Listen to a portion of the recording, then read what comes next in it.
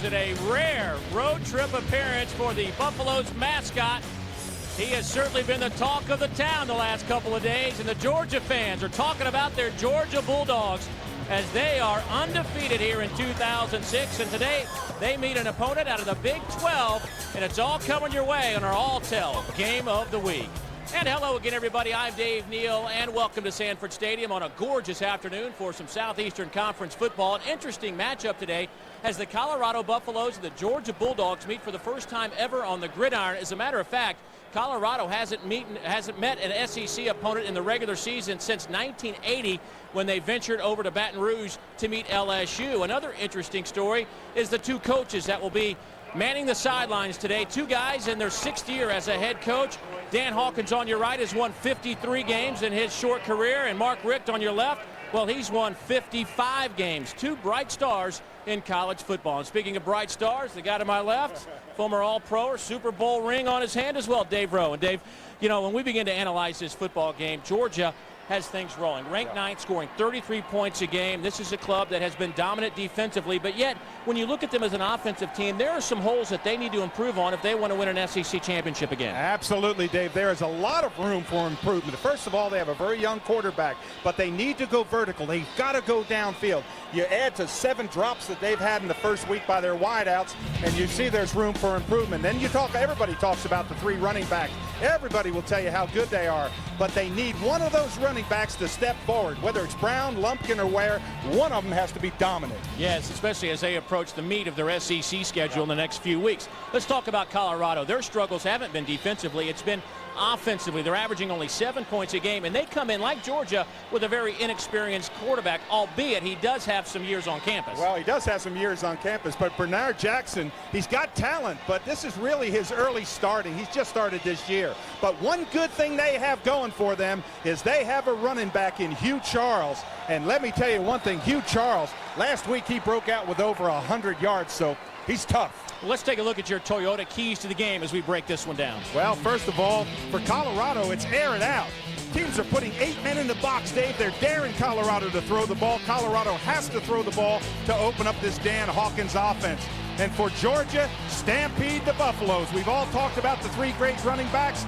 At Georgia, it's time to put up. And they have to run the ball to set up the pass. And as they say, it is time to get her done, Dave. Just like our friends Brooks and Dunn like to say. And we are just about set for kickoff here at Sanford Stadium. Georgia won the toss. They defer, so Colorado will receive. Just moments ago, saw Ralphie leading the charge. The 1,000-pound mascot. A rare road trip for Ralphie. Uga, of course, on the sidelines as well here. So 2 of the most famous mascots on hand. Kickoff down to the 1-yard line. Robinson brings it out over the 20 to the 22-yard line. And that is where the Buffaloes will set up shop. This Colorado offense, just 7.7 points a game. That's 114th in the country. They're averaging 104 yards on the ground.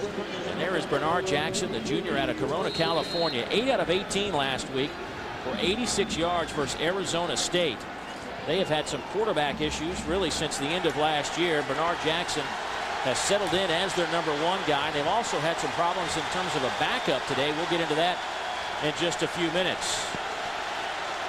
The first down and 10 for the Buffs. Georgia looking at a 5-man front. There's Jackson rolling left, got the corner out to the 30.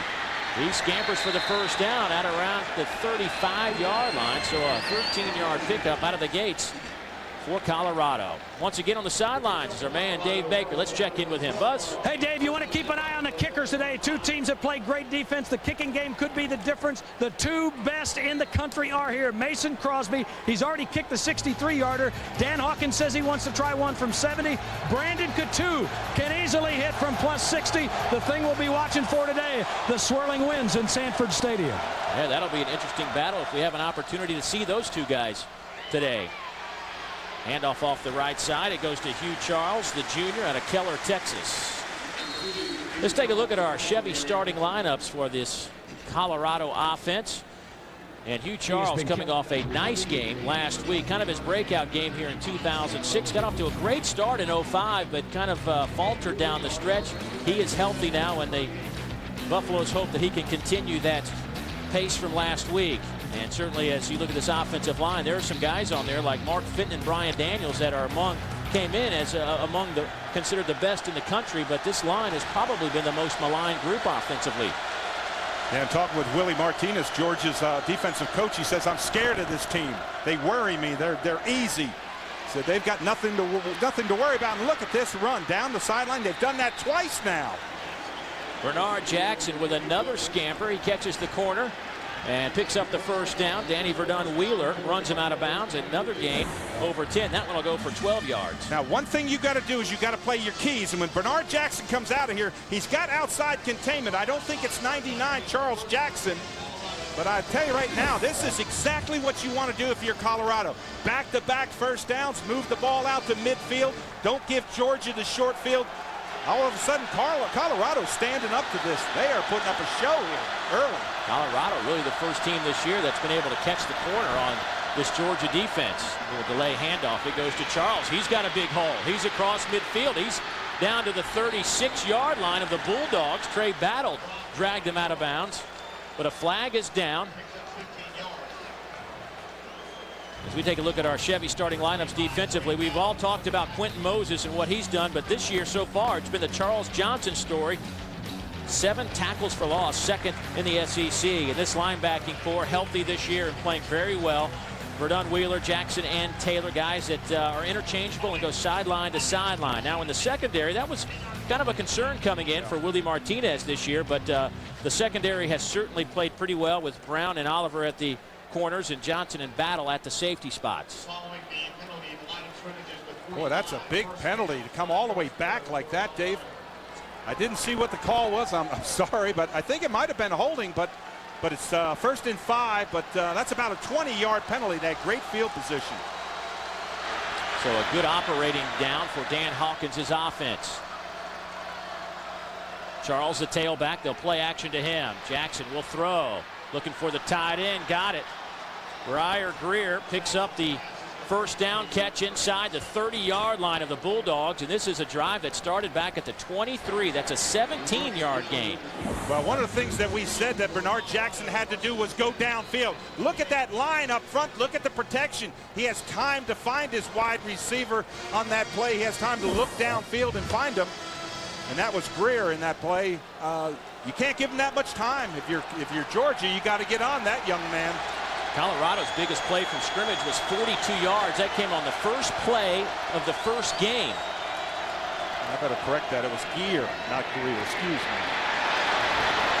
Down to the 20-yard line. Another good first down carry. Charles looking every bit healthy. Coach has said he's a guy that's been banged up a little bit coming in to this season, but a healthy Charles looks like a healthy addition to this offense. Boy, did you see that quick move in there, that little stutter step slide to the outside? When you've got 4.3 40-yard dash speed, you can make those kind of moves, and that's what Charles did. But for Colorado, coming out, picking up 5, 6, 7 yards on first down, huge. Second down and 3. Handoff goes to Holiday. He picks up a couple, and he probably got the first down close to the 15-yard line. Tony Taylor with the stop for the Bulldogs.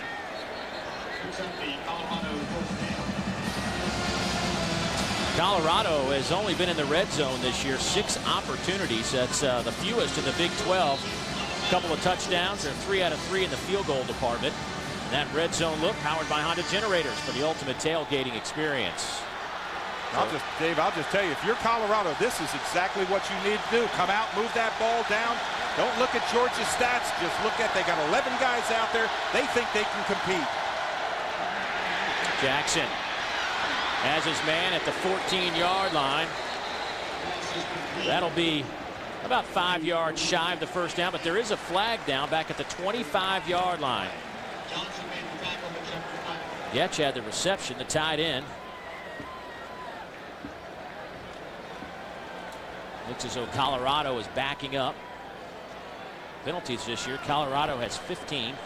on the season. That is in the middle of the pack in the Big 12.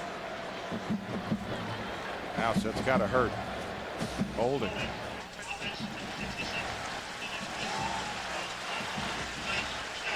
That's Brian Daniels, a young man who has 36 career starts. Senior out of Evergreen, Colorado.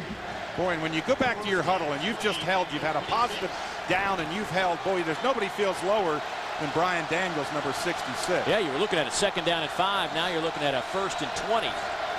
Ellison at tailback. Jackson looking to run. This time Georgia closes off that corner. Picks up a couple on the play. Paul Oliver runs him out of bounds.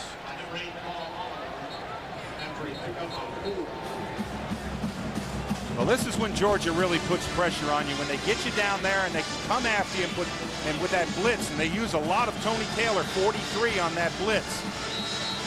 Verdun Wheeler's another one to the outside, but you want to get pressure. You want to make that quarterback have to make a quick decision. Georgia shutout streak on the line now, as they are definitely in field goal range for Mason Crosby.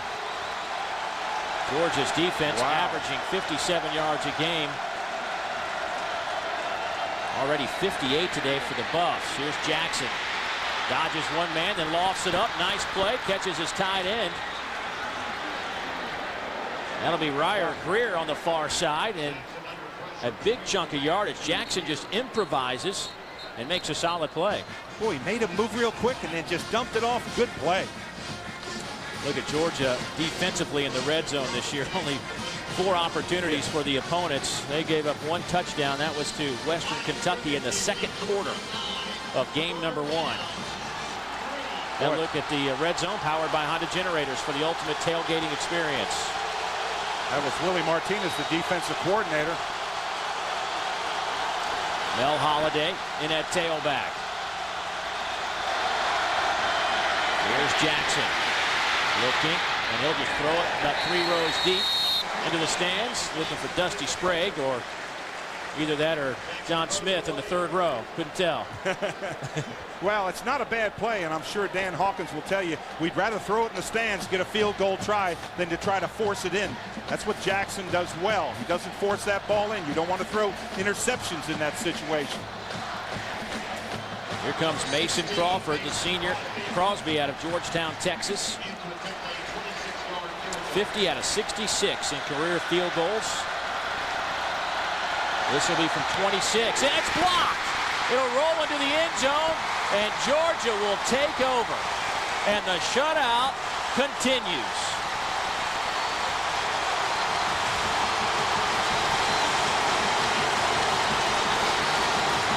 Geno Atkins, the true freshman from Pembroke Pines, Florida, might have been the guy who got his hand up.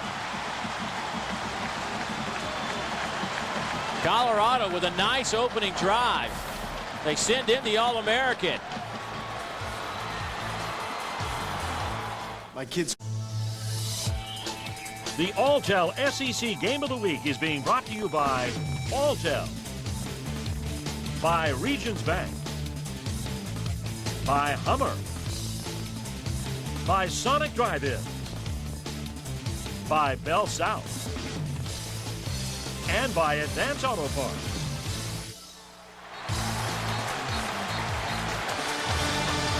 Well, the Bulldogs trying to keep that shutout streak alive. They do so blocking the field goal, and Atkins and Dixon, both defensive tackles, might have gotten a piece of this. Right there, you're going to see 76 right there. He's going to get blown over. That's Harrison. He's coming back out of that pile.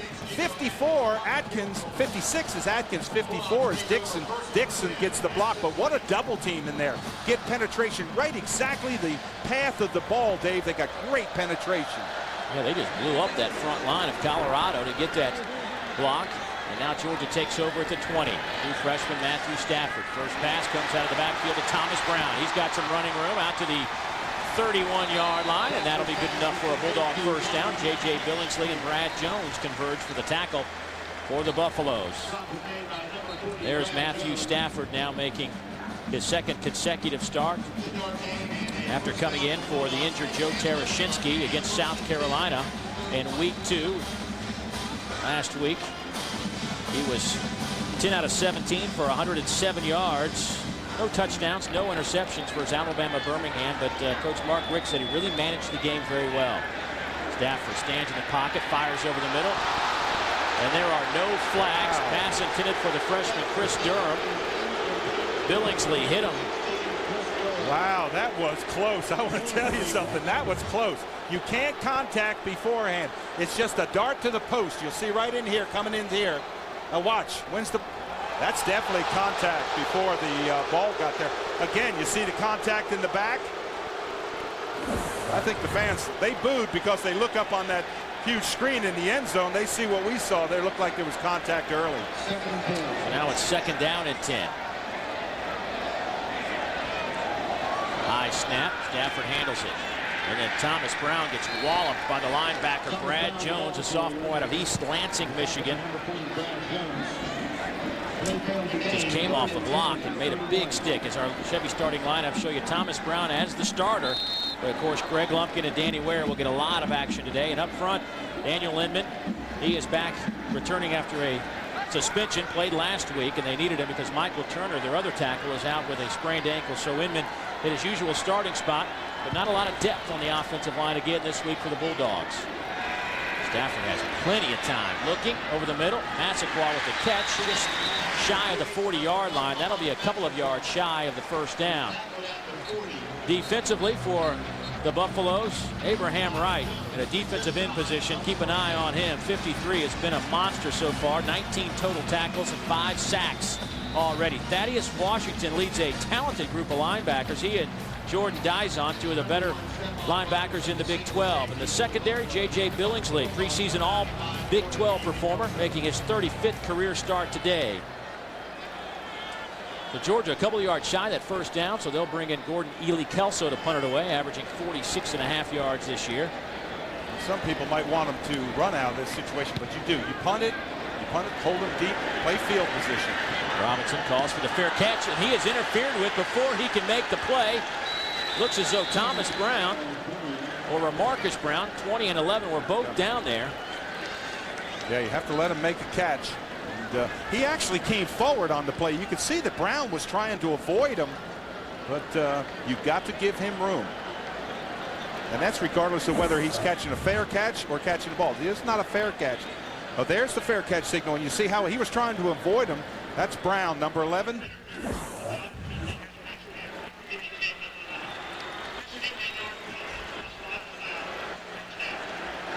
That is a big break for Colorado. That'll move the ball out over the 35-yard line. We will return to Athens after a word from your local stations. Dogs catch a little breather on an afternoon that is certainly warmed up as the Buffaloes make their first trip ever to Sanford Stadium. Getting used to some of the southern heat, even as we enter the first day of fall. But the Buffaloes, Dave Rowe, take over. They had a great opening drive, went 68 yards, but missed that field goal. How will that impact them offensively? Oh, huge. They feel they can move the football. They've got confidence now. They had good success. I know there were 20 yards in penalties, but they feel they can run the ball. Hugh Charles can't outrun Tony Taylor to the corner. Georgia, of course, wanted to fumble, but Charles was ruled down. Exactly, and the official in great position to make that call. There is Dan Hawkins, first year at Colorado, that first drive. Of course, they backed him up 20. They amassed 88 total yards, but lost 20 in penalties. But 4 minutes, 13 seconds. And I asked Coach Hawkins in our meetings, I said, how important is a good start for this team? He says, we've gotten off to a good start in every game. You see where that's gotten us. But let me tell you, that's a confidence builder. That first one, you've got a lot of players out there that believe they can play head-to-head with Georgia now. Jackson rolls right. Pass is caught at the 44-yard line. Ryer Gear makes the reception. He'll be a 2.5 yards shy of that first down stick. Boy, I'll tell you, that redshirt freshman Gear, 6'3", 240 pounds. When he comes off the football, number 87 is a huge target. And more importantly, we talk about getting off to a good start for Bernard Jackson. That is huge to get him off to a good start. He can run, he can go throw the ball downfield. Look at the receptions there for Gear already. Well, Gear's a guy in high school, was a starting quarterback and defensive tackle. Haven't seen that combo I like before. that. So third down, and they'll say 3 for the first down. Jackson rolling, firing, has his tight end gear again, and he picks up the first down. Boy, Gear runs nice patterns, Dave. You see those soft hands when he looks the ball in, he catches the ball away from his body. I talked about his size at about 6'3", 6'4". Flash in there and see him come right out the line. Quentin Moses right on top of him, but nice big target there. And it was good coverage. I mean, they didn't have him. He wasn't badly covered. 4 receptions already today for Gear, who came in with 3 on the season. So a fresh set of downs now for the Buffaloes.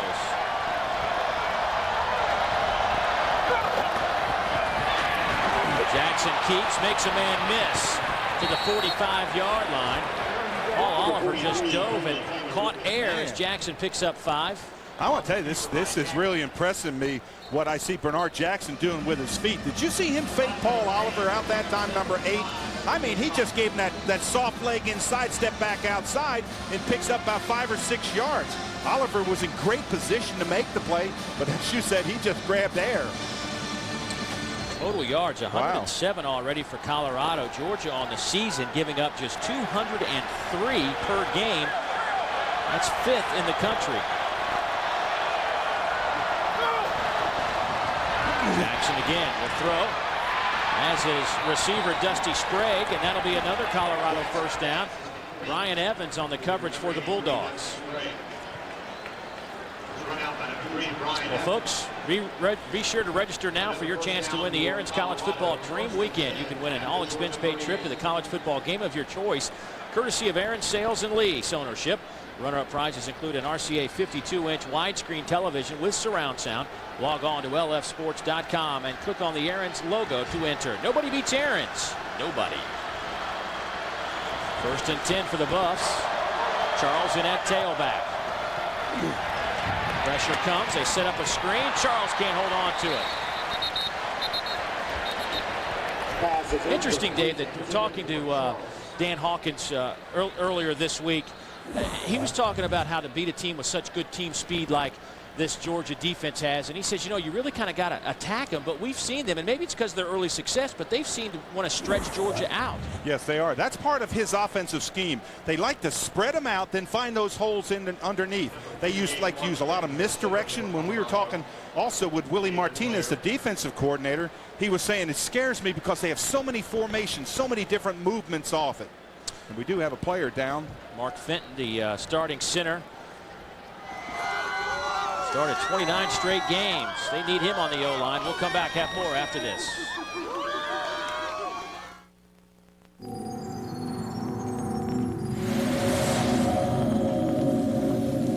When design impacts performance, performance returns the favor. The 6-speed, 298 horsepower G35. Behold, the shape of performance. Infinity, a line has been drawn. Now lease an Infinity G35 sedan for $299 a month. I don't know if I can handle this spicy Southwest breakfast burrito. Too spicy? What's the crispy jalapeno strips and the chipotle sauce? If you're feeling like you can't go on, let me pass on a little wisdom my grandfather gave me. Oh, sure. Carpe burrito. Seize the burrito? Is that what that means? Yeah. Seize the burrito? It means seize the burrito. What a doofus. Spicy Southwest breakfast burrito. New at Sonic. With crispy jalapeno strips and a spicy chipotle sauce. And now swipe your credit or My Sonic card from your car. Only at Sonic. Did you know that Bell South has a choice of speeds with fast access DSL? So there's really no reason. There's really no reason to stick with dial-up. If you just like to surf like me. Or us. We just want a faster internet. At a price you can afford. Fast access DSL starts at $24.95 a month. And that's not an introductory price. I have all the speed I need. I have all the speed I need. There's just no reason not to get fast access DSL. Right? Right. You got that right.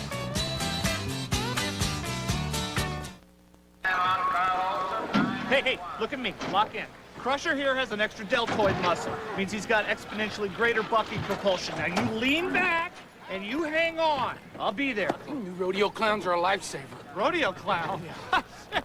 I'm with the birthday party. Hello! Oh, but I did stay at a Holiday Inn Express last night. Stay smart. Stay at a Holiday Inn Express.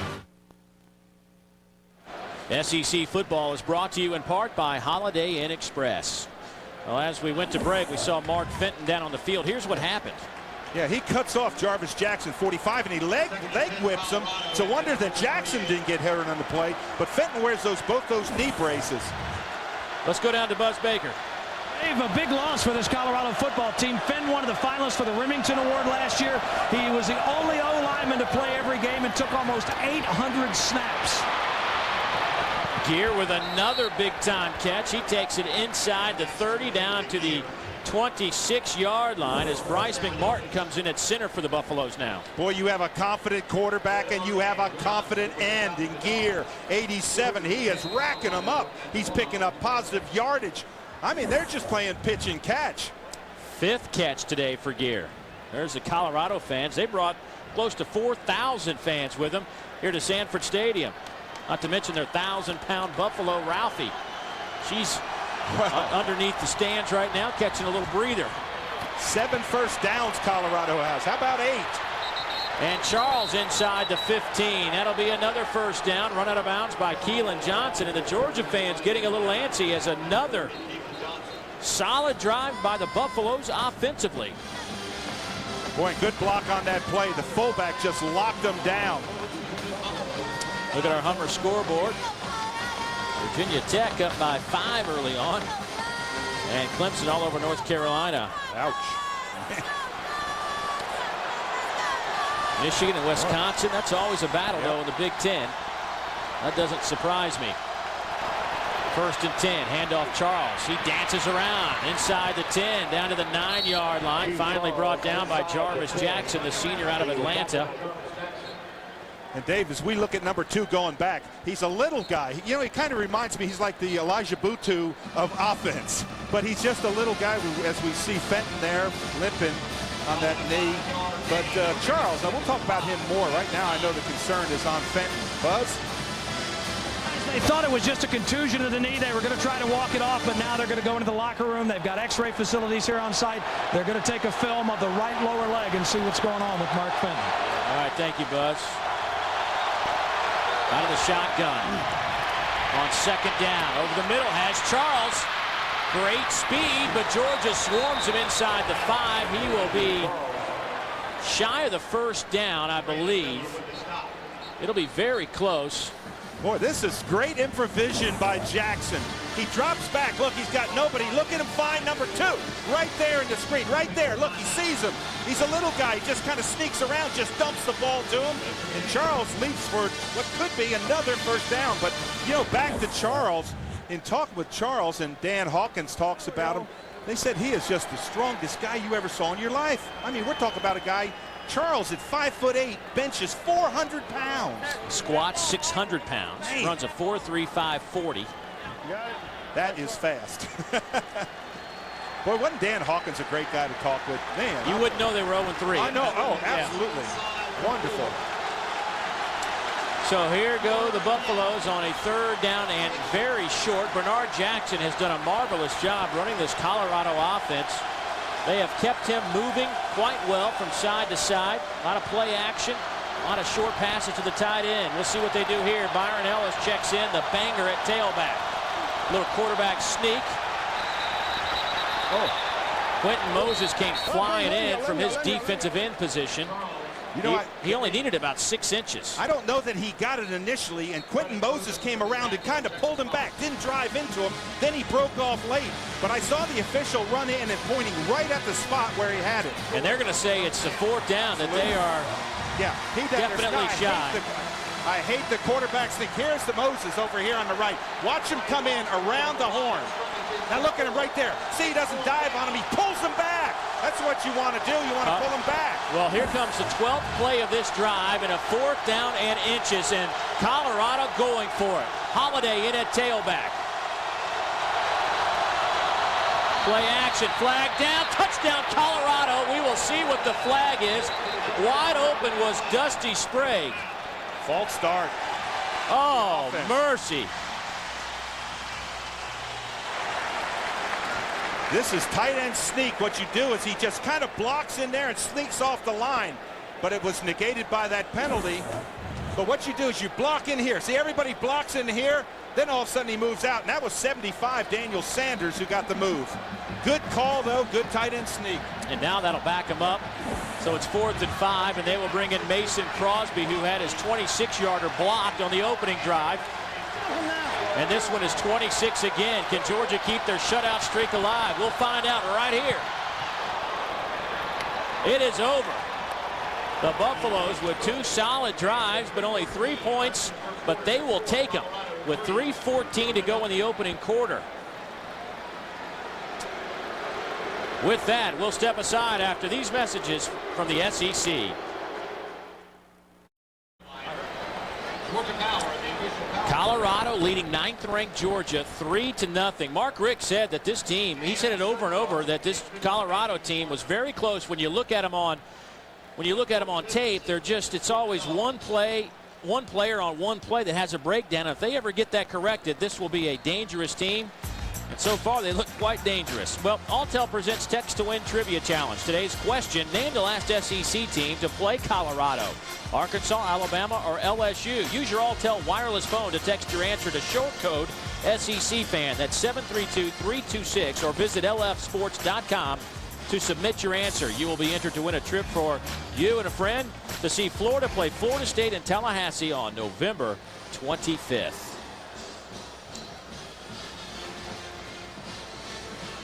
An interesting first quarter, to say the least. I did not imagine that Colorado would come out here and rack up 21 plays in the first quarter and 148 yards. This is a team that averaged 54 plays per game through 3 games. Crosby kicks off. Thomas Brown back deep to return for the Bulldogs. A high kick that sails 5 yards deep into the end zone. And so Georgia will bring it out to the 20-yard line. Georgia has run a total of 4 plays for 20 yards. Who'd have thunk this? This is unbelievable. I mean, that many yards. Now all of a sudden you've got Colorado. They've got a lot of confidence. They know they can move the football. Today's 1st and 10 line is brought to you by Titan Technology Partners. Go to s2v.com to learn more about how Titan makes IT right. Dave, for Georgia, they have got to come out. They've got to move the chains. They've got to get some momentum back on their side. You've got 90,000 stunned people here. None more than the coaches right now, but Stafford can do it. Lumpkin sees his first action today. He gets the carry for the Bulldogs. The junior out of Lithonia, Georgia, brought down by Abraham Wright. Update our Hummer scoreboard. Virginia Tech still up by 5. And Clemson up 3 touchdowns in the second quarter. It's about an hour and a half away from right here in Athens, Georgia. And Wisconsin now a field goal better than Michigan. Out of the eye, Stafford drops the football, but he recovers it. And that'll bring up a 3rd down and 9 for the Bulldogs. Boy, and that's a defensive lineman's favorite play, when a quarterback just drops the ball. Looked as if he maybe pulled his hands out too quick. See, he goes right back down. He's the only one that knows that the ball's been fumbled. He's got to get to it because everybody else kicks it. Georgia has really struggled on 3rd downs this year. They are 11th in the SEC. Now do you bring pressure? Stafford lofts it up. Incomplete, looking for Kenneth Harris. Harris never extended his arms. I thought there might have been a chance had he gotten his arms extended. Billingsley and Sims on the double coverage, and that'll bring up a punting situation for the Bulldogs. When all of a sudden you see how Stafford took his chin strap off. He's a little bit frustrated right now, quarterback. Things are not going well. That's the learning process you've got to fight your way through. But if you're Colorado, you say, hey, we're going to get the ball in great field position. That young man right there, Eli Kelso, he can kick him out of field position. Eli Kelso will punt it away. His first punt traveled 39 yards. Robinson back deep again for Colorado at his 26. 73. Another high kick, good coverage kick. And once again, the Bulldogs run into the return man. This time it's Thomas Brown. And 2 flags come in. Well, you know, I thought for a second he might have been pushed in there. And I think that's what they're arguing, that he was pushed in there. Thomas Brown is down. Now he's bending down, but the timing was not there. And there's Thomas Brown. You see Mark Richt pointing at him. I'm wondering whether he was pushed in there by the blocker. Our officiating crew having a discussion about that particular issue right now.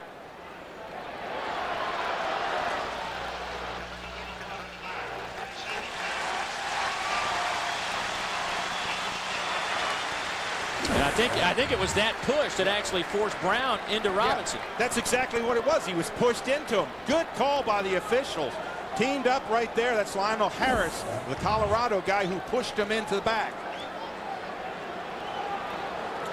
Take a look at our Firehouse subs. Home field advantage for this afternoon. The Georgia Bulldogs have been very solid here at home under Mark Richt, 29-4. They've been also exceptional on the road with Mark Richt. I believe only 1 or 2 losses on the road under Mark Richt.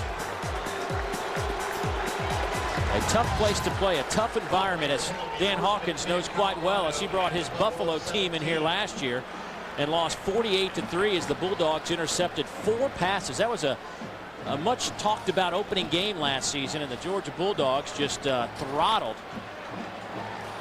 Boise State. And Georgia has yet to lose a non-conference home game under Mark Richt. Buffalo's trying to stop that streak today. They've already stopped the shutout streak. And another whistle from our officiating crew. Referee today is Jeff Robertson. Mark Richt called that from the sideline. He wanted the timeout to talk to the official.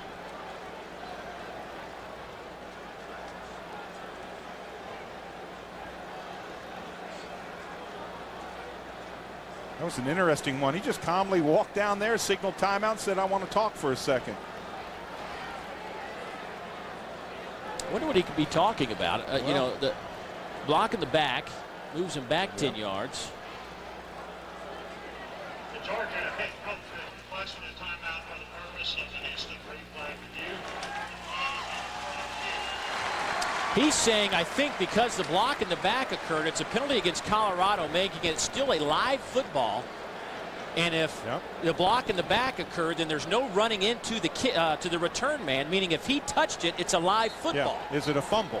And that means that there could be a turnover involved here. That's what I'm assuming that the replay is about. I don't know, but I'm assuming. All right, now watch. You're going to see right there to push in the back. Now, is it a live ball? And does it hit? Yeah. Did it hit one of the Colorado players? I don't see it there. That was Lionel Harris, 25, who it may have nicked the back of his jersey, and I think that's what we're looking at here with the replay officials. Now watch the ball.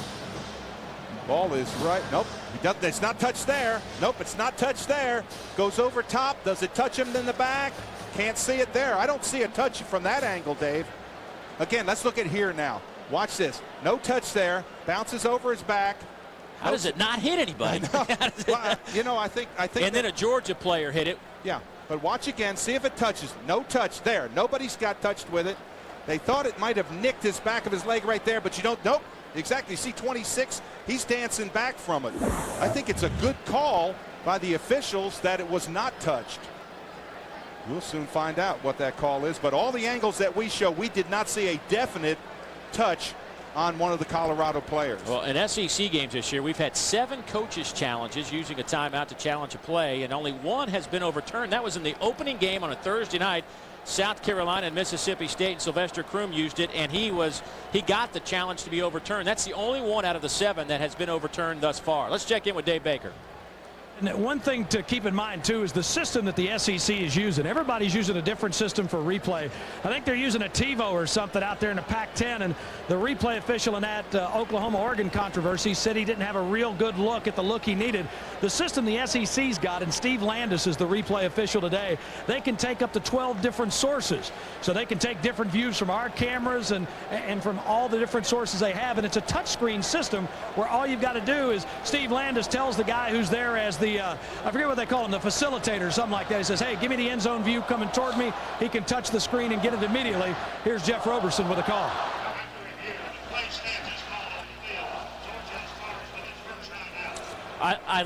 Two things. I like the challenge. I think it was a good challenge. And I also like the fact that we got it right. I like the explanation that you gave. That was a great explanation, because that's exactly what Mark Richt did. He thought it might have touched a Colorado player. It did not. Well, there's a timeout on the field. We'll step aside and hear from our 2 universities. the Rocky Mountains, home to the University of Colorado at Boulder. Ranked the 11th best public university in the world and 6th in the nation for public university research funding. With world-class academic programs, including 4 Nobel Prize-winning faculty and the #1 public university in NASA funding. The University of Colorado. Working to protect people from bird flu and other emerging global diseases. Exploring new ways to combat diabetes and obesity. Developing new treatments for AIDS and drug-resistant cancers. Innovative techniques to combat Alzheimer's, Huntington's, and Parkinson's diseases. The University of Georgia. The University of Georgia. The University of Georgia. America's emerging public health leader.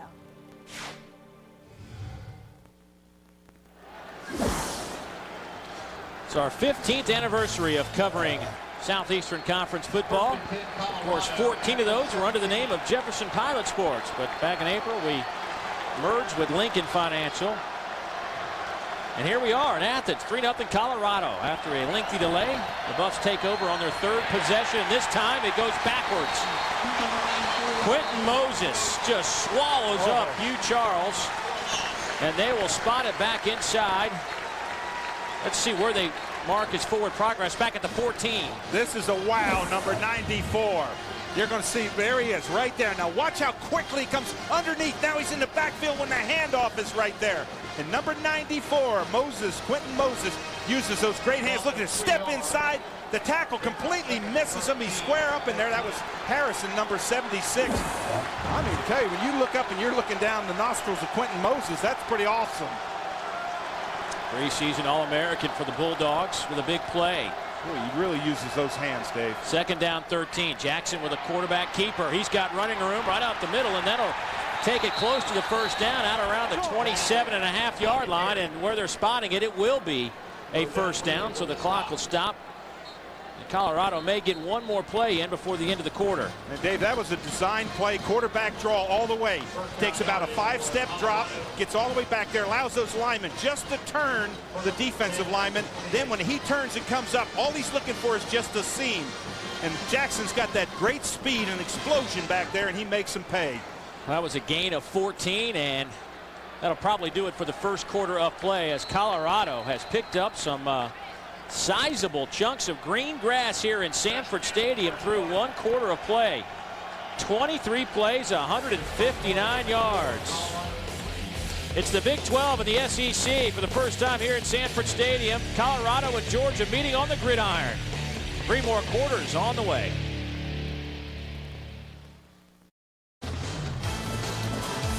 It's our all-tell game of the week from Athens, GA. The Bulldogs and the Buffaloes. And Colorado leading 9th-ranked Georgia 3-0 as we get set for 2nd quarter of football. Colorado looking at a 1st down and 10. They have been owning the football through the 1st quarter. I mean, we'll see the stats here in a moment, but they have dominated the 1st quarter of play. Here's Charles trying to catch that corner. Georgia all over it.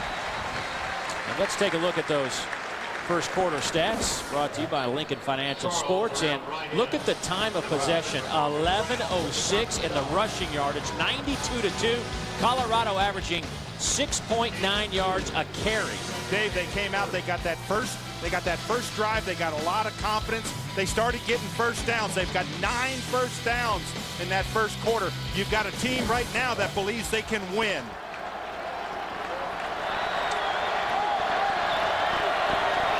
Second down and 9.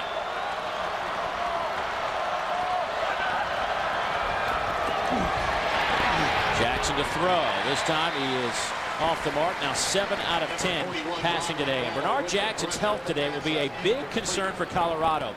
James Cox, who has started a game and was their backup player, has gone home. His father passed away on Wednesday, went back to California, so he's not here. And due to another quarterback quitting a couple of weeks ago, that means Cody Hawkins, the coach's son, who's a true freshman, considered a top 10 quarterback coming out of high school. They were planning on redshirting him, but he now becomes the backup quarterback. Unless they need a spot quarterback, then they'll go to a tight end, Patrick Devaney, for a play or two if necessary. Here's Jackson. He's dropped back at the 26-yard line. Tony Taylor got his arms around him. Boy, Taylor couldn't have come up with a bigger play at a bigger time. Jackson was pulling that ball down. He was getting ready to run. Watch this. He's looking downfield. This is not designed as a run, but he pulls it down a little bit late, and Tony Taylor just comes in there. He's got 4 tackles. Comes in there, just closes the door on him. Now Georgia's going to get the ball. Now your offense has got to do something if you're Georgia. Well, Mikey Henderson back to return the punts. We saw him in the opening game take 2 punt returns back over 60 yards. The problem is the first when he fumbled at the 3 when he held the ball up in the air.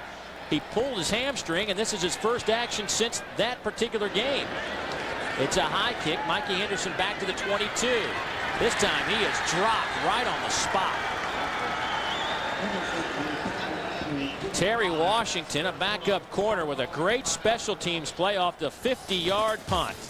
Georgia will have the football when we come back to Athens. Man, the spicy Southwest breakfast burrito's got some pop. How about it, man? The crispy jalapeno strips, huh? Just in time, too, man. I could use some spice in my life. Yeah, right? Boy, you could probably use a little life in your life. What? No, holy crud, what does that mean? Well, nothing. What is that all about? Oh, come on. You know what? I got it up to here with you. Spicy Southwest breakfast burrito, new at Sonic, with crispy jalapeno strips and a spicy chipotle sauce. And now swipe your credit or My Sonic card from your car, only at Sonic.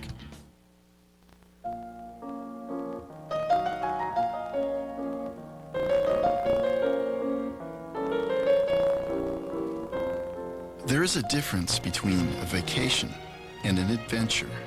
One is all hammocks and room service. The other, a life-changing experience. That's what retirement is. A time to leave the hammock swinging and say, hello, future. Call your advisor about the retirement resources of Lincoln Financial Group.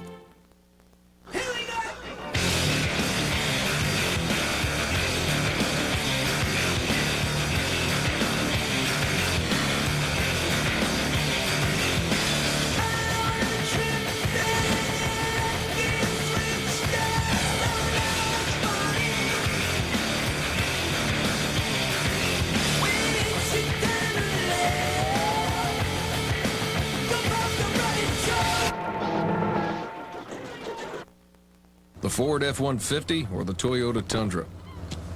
With available traction control, your Tundra's gripping that ramp so tight you're not worried about yanking that boat out of there. No, let the guy in an F-150 without traction control worry about stuff like that. The full-size Toyota Tundra. Get a grip. Now get $4,000 cash back plus the Sport Package discount for a total savings of $6,000 on the Tundra Double Cab. Toyota, moving forward. Jefferson Pilot Sports has merged with Lincoln Financial Sports. Will still bring you Southeastern Conference football for the 15th consecutive year. I'd like to welcome those out in the Colorado area watching their Buffaloes play. Got to be pretty happy with their start to this point, I would assume. Oh, wow. That's the understatement. Stafford has all day. Finally tucks it and then is dropped back at the 20-yard line. That'll be a loss of almost 5 yards. Pressure came from Brandon Nicholas. What an interesting pattern. They sent one man deep on his right, one man out. Then they slipped 2 out in the flats. There was nobody going downfield. The man that went deep, he was covered, and there was no place for Stafford to go. Marcus Jones finally brings him down. On second down and long. Handoff goes to Danny Ware, and he is stopped. Hey, we talked about it in the open, Abraham Wright with that tackle, but we talked about this Georgia offense in the open and that they really need to get it cranked up. Their numbers are okay, and they're putting up 33 points a game, but yet you've never really been sold on an explosive group. Exactly. You don't have that one guy, that whether it be Danny Ware or Lumpkin or Thomas Brown, who's just going to set that pace for you. Or a receiver. That's right. And they have 7 drops. We talked about that. This is a 30 defense. 3 down linemen. Stafford fires on the run. It is short of A.J. Bryant. Pressure came from Abraham Wright again. We told you that this guy can play, folks. The defensive end for Colorado. And the Bulldogs will have to punt again. Boy, Mark Richt is not happy right now. He has no consistency on his offense. They're not moving the ball, not moving the chains. They're getting nothing.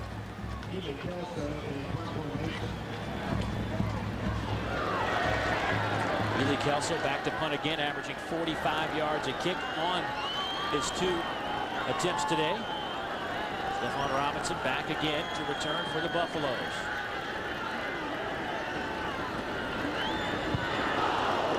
Nearly blocked. Billy Kelso gets it off, and it takes a big Georgia bounce.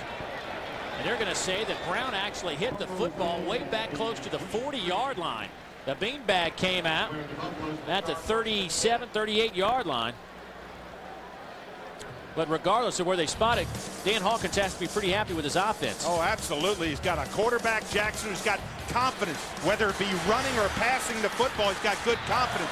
His running back, Charles, has done real well. Number 2, picking up big chunks of yardage. He's been able to find wide receivers. On that one there was Gear. This one here was Getch. Then Jackson again taking the football, floating out here, throwing a strike. Good catch, and it led to that field goal. And the luckiest thing about this for Georgia is they're only down 3-0. But for Dan Hawkins, what an offense. Well, the good news for Dan Hawkins as it continues is the fact that the officials discussed it. And now they are going to bring the football back. They lined up Colorado back at the 22, and our field judge says, wait a minute, I threw my beanbag back here. Sure. And they said Georgia touched the football back at the 37-yard line, so that's where they're going to spot it now. Yeah, absolutely. I saw it hit his foot. Let's check in with Dave Baker. He has more on this. Well, technically speaking, it's not an illegal touch. Yeah, Jeff Robertson with the call. It's not an illegal touch, Dave. It's just wherever they touch it, it's down. That's right. It's downing the football. Exactly. I shouldn't have said illegal touch, but that's whenever they touch the football, that's a legal touch, but it's down at that spot. Little play action, and Jackson being chased by Charles Johnson. This pass is caught over midfield. Dusty Sprague, a junior out of Holyoke, Colorado. Trey Battle brings him down, but that's a Buffalo first down, and they continue to move the chains. Look at the numbers offensively for Colorado. 7.7 points a game, 23 points through 3 games for this offense. And there is no indication whatsoever of that kind of offense that we're looking at today. We're not seeing that today. Now, what they've done is they have moved the football because of Jackson, using him on a lot of sweeps, little curl patterns. His receivers are squaring up. He's seeing them. They've been able to mix the run a little bit. Now he pulls the ball down again. Big yardage. And he gets a block inside the 30. Jackson run out of bounds at the 18-yard line by Trey Battle. And that is why Bernard Jackson has become the #1 quarterback at Colorado. A tremendous athlete that was moved out to wide receiver last year, but they brought him back in the fold this year, and for good measure. Now watch this. This is a pass, fans. It's a design pass, but look at that leg speed and strength. He makes people miss. Nobody's closing on him. You don't see him catching them. They run him out of bounds, but nobody's catching him from the back. We talk about Georgia's great team speed, and they do have great team speed on defense and offense, but nobody's going to catch Bernard Jackson from the back. Look at those numbers. Jackson, by the way, 8 carries, 74 yards.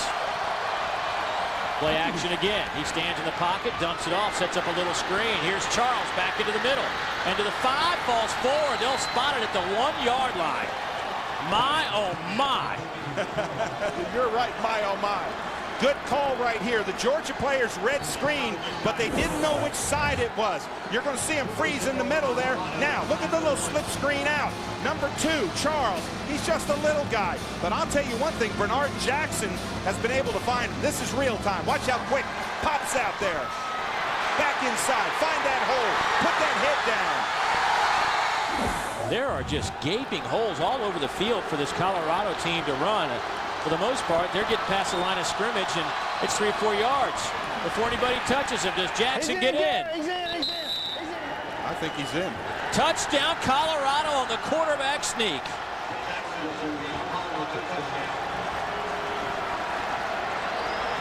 Look at those stunned Georgia fans. They don't know what to do. This is so untypical of Georgia. We're talking about a team that has dominated. Look at the crowd at Sanford Stadium. I mean, there's not one person clapping. This is just a stunned crowd. I don't know why they'd be clapping.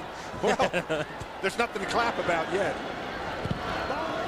Crosby's point after is up and good, and it is 10-0 here in Athens, Georgia. Another long drive. This one 4 plays, 63 yards, capped off by the Jackson 1-yard touchdown. We'll return after a word from your local stations.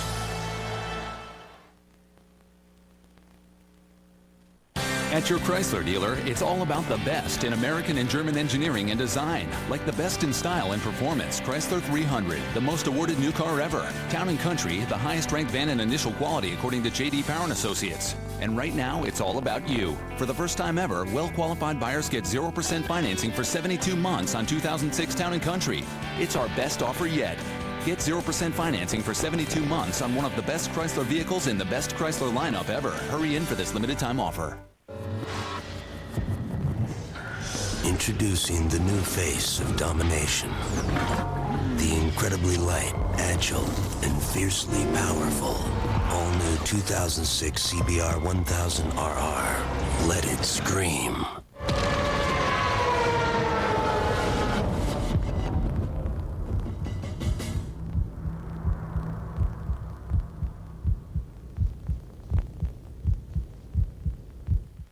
When Doug Lanier opened Collis Roofing 15 years ago, he knew that the company would not make it 6 months if the customers were not taken care of.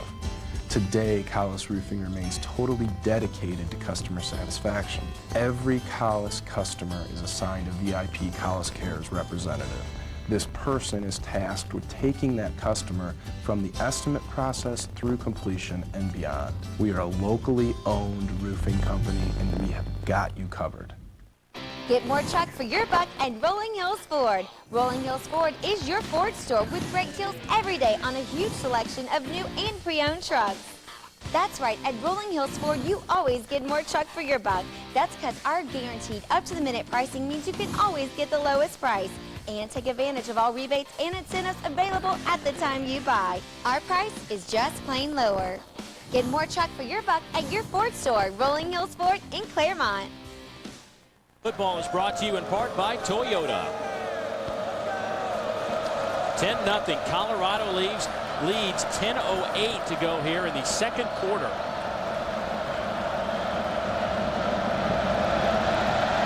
Crosby's kick in the air. Thomas Brown stands at the goal line, and he will bring it out 2 yards deep. He's got some running room. Flag down. Thomas Brown tripped up at the 45-yard line. But a flag down at the 35 right in front of that Georgia bench. Maurice Cantrell, one of the fullbacks for Colorado, able to make that diving tackle without a helmet. But we'll wait on the flag, and Martrez Milner standing right by our referee today. Gives it the oh no look, and so Georgia will move it back. During the run back, hold. Receiving team, number 52, 10-yard penalty from the spot of the foul. First down.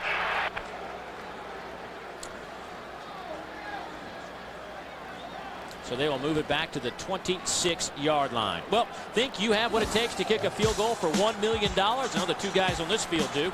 Well, Bell South is giving one lucky contestant the chance to make a field goal at halftime of the 2006 Chick-fil-A Bowl to win up to $1 million. To register and for complete contest details, log on to BellSouthSports.com. Bell South, listening, answering. Out of the shotgun goes Stafford on a first down and 10.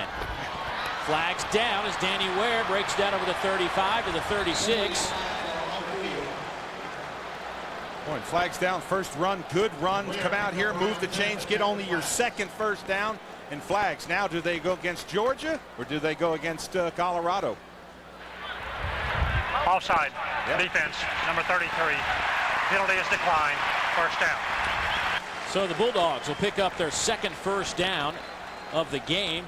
Colorado already has 12 first downs. Well, I can promise you one thing. When they were on the sideline, Neil Callaway, the offensive coordinator for Georgia, he got their attention.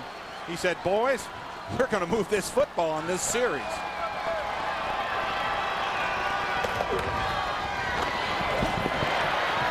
Here's Ware again, out to the 40-yard line. He'll get 3 on the play, perhaps.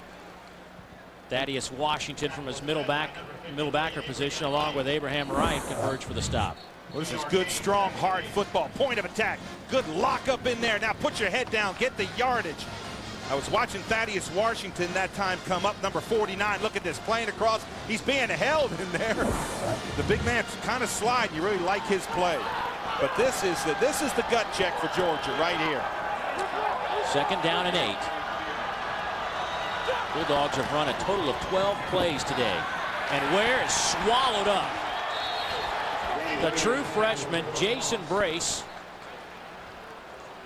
beat his block and was 2 yards in the backfield. It looked like Brace wasn't even blocked. Watch 78 come off the line. Top of your screen. Look at him. He's in the backfield. Right there, just comes almost unblocked. Whenever you see a defensive lineman come in there like that, I wondered if he just beat Chester Adams, number 67. But Brace just was, like you said, Dave, 2 yards in the backfield. Georgia 0 for 3 on 3rd downs today. They came in 10 out of 31 on the season. That's 11th in the SEC, and the Bulldogs will have to use their 2nd timeout of the first half on this big 3rd down play. And with the true freshman quarterback, certainly want to get it right on 3rd down and 11. Let's check in with Dave Baker, who has a very special guest alongside. Buzz? Absolutely, Dave. Special guest, familiar face, David Salyers, VP of Marketing for Chick-fil-A. You've sold millions and billions of nuggets, and now you want to give that many away? Well, Dave, we feel like there's only one way to make an exciting game like this better, and that's if you're sitting at home eating a platter of Chick-fil-A nuggets. So we're going to be giving away over 1 million nuggets. If you go to millionnuggets.com, yes, that's millionnuggets.com, you can register to win one of over 15,000 trays, instant win, I should say. Yep. You may have a chance to win one of 13 trips to the SEC championship game, have a chance to kick for $1 million, or throw, excuse me, for $1 million, and we're going to give over 300,000 large Dr. Peppers away. Wow, unbelievable, David, and it's been unbelievable growth for you and your company. You've been with us for a long time. Folks out in places like Colorado can get you now, and it's really been a great story for your company. Yeah, it's been a fantastic run for us. We're excited to be part of what you're doing here in college athletics. We love the passion, the excitement of surrounding a game like this, and we love being associated with that, so much so that we've actually got a new bowl game, the Chick-fil-A Bowl, that's going to be played December 30th this year, featuring the second pick out of the ACC and a very competitive SEC team matched up with it. Absolutely, and again, the website? millionnuggets.com. Great. David. Did I tell you it was millionnuggets.com? You did. It's millionnuggets.com. David, we appreciate it. Thanks so much. Dave. All right, back up to you, Dave. That's millionnuggets.com in case you missed it. Is that millionnuggets.com? Here's 3rd down and 11. Stafford lofts it up. Pass is dropped. It would have been a tough catch, but D'Amico Goodman had his hands on it. Dave, you got to make that catch. You got to help your quarterback. But first thing Colorado did was get him out of the pocket. Right, gets him out of the pocket now. Move Stafford along there. This is almost a circus catch on the end. You got to help your quarterback a little bit. Look at this. That ball hits him right in the hands. We talked about the Georgia drops. I know that's a tough catch, but hey, they needed it. Georgia's receiving corps has some talented athletes, but nobody's really stepped up. Massaquoi last year broke out as a freshman and showed signs, but really so far in this season, there hasn't been a constant go-to guy of that corps. There have been some injuries involved as well. Boy, a high kick. Wow. A towering kick. Fair catch called for by Robinson back at the 15-yard line. And Colorado's defense stands tall again on the road. The offense comes back on the field as the Buffs lead by 10. If you want to make your hard-earned dollar go a whole lot farther, get ready. Advance Auto Parts has the low prices guaranteed to save you money. Get ready to save big on select items throughout the store. Now for a limited time, you can get 10 items for just $10. It's your chance to stock up and save big on all sorts of stuff, from gas treatment to air fresheners. Hey, we know money's tight, so Advance is helping you get more out of your car with our 10 for 10 sale. We're ready in advance.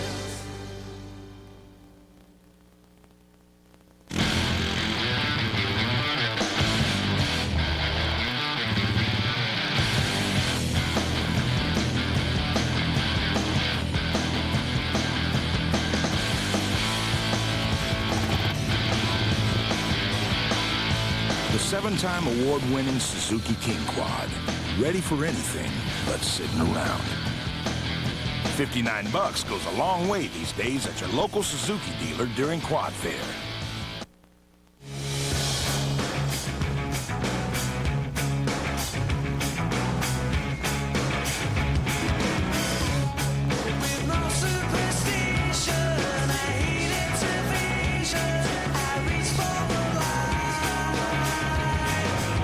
Pontiac G6. Hardtop convertible. The only hardtop for under 30 grand. Arriving daily at Pontiac dealers nationwide. Hey, hon.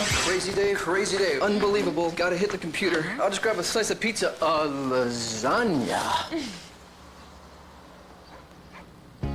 So how was your day? Pull up a chair, America. It's the new Sicilian lasagna pizza from Pizza Hut. Everything you love about the taste of lasagna. 3 cheeses, delicious beef topping, and a tangy marinara sauce. Get it now for only $10.99. The new Sicilian lasagna pizza. Ooh.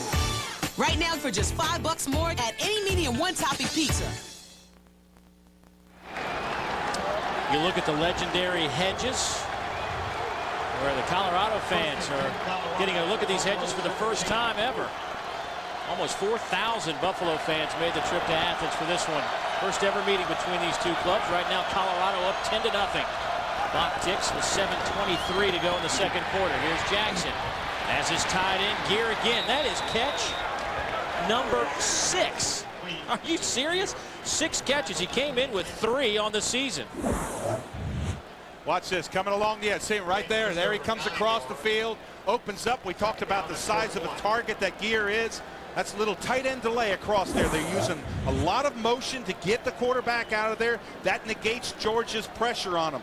What you have to do in that situation is you've got to get upfield, box him in, come up in here, box him in, keep him in the center. 2nd down and 1. Buffaloes are just trying to pick up this first down, and it'll be close. Charles with the carry. They'll spot it about the 32-yard line. Tony Taylor with his 6th stop of the afternoon. Not much running room right here. You look for that seam, follow your lineman. Look at that now, just lean forward. I think he gets the first down, Dave.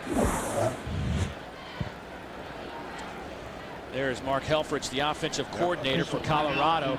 You know, he's only 32 years old, the 5th youngest in Division 1A as an offensive coordinator. And when we spoke with him, he says, you know what, with Bernard Jackson, even though he's a junior, he's a very young quarterback, not a lot of snaps, that last week was the smallest game plan he ever put together for Bernard. Didn't want to overwhelm him. And, you know, they're not doing a lot of different things today. No, but they're being very successful on those little curls, the misdirection, quarterback coming out. You know, and talking with him, I didn't see, really, when I looked at film, I didn't see Jackson going deep. He's not going deep today. But when you can hit that tight end or that drag across the middle, that big target, you're talking about picking up big yardage. Yeah, you know, Dan Hawkins says with his spread offense, you know, he is a, I think he said he is a vertical Jesse, loves to go deep, but right now the offense isn't suited to that. But Jackson today looking like an All-American, 11 out of 14 through the air, and he's also picked up 75 yards on the ground. Trying to set up the screen, batted in the air by Charles Johnson, and was about a step away from taking it to the end zone. Well, this is read well. Johnson reads the screen, number 99 on his rush.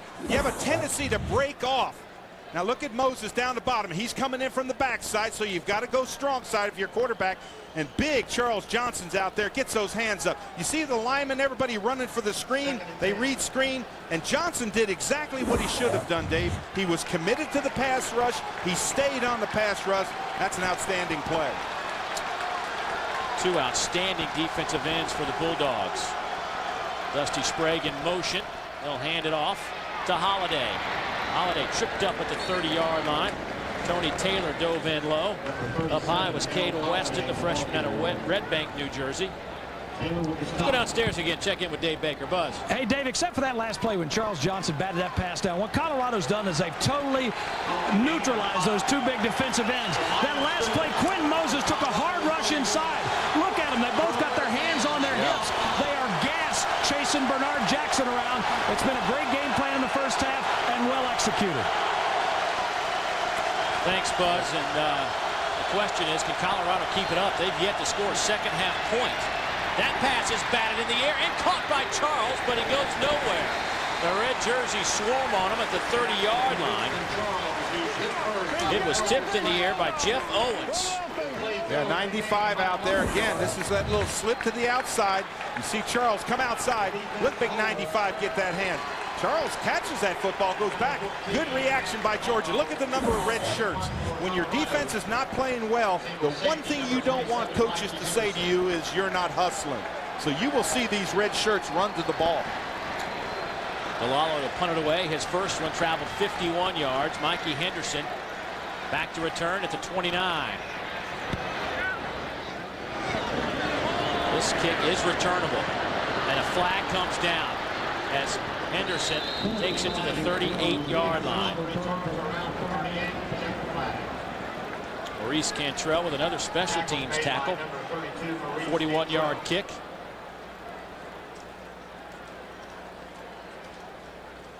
I think that's going to go against Georgia. I was watching number 29, Brown, come down. 23 receiving team. 10-yard penalty from the end of the run. First down.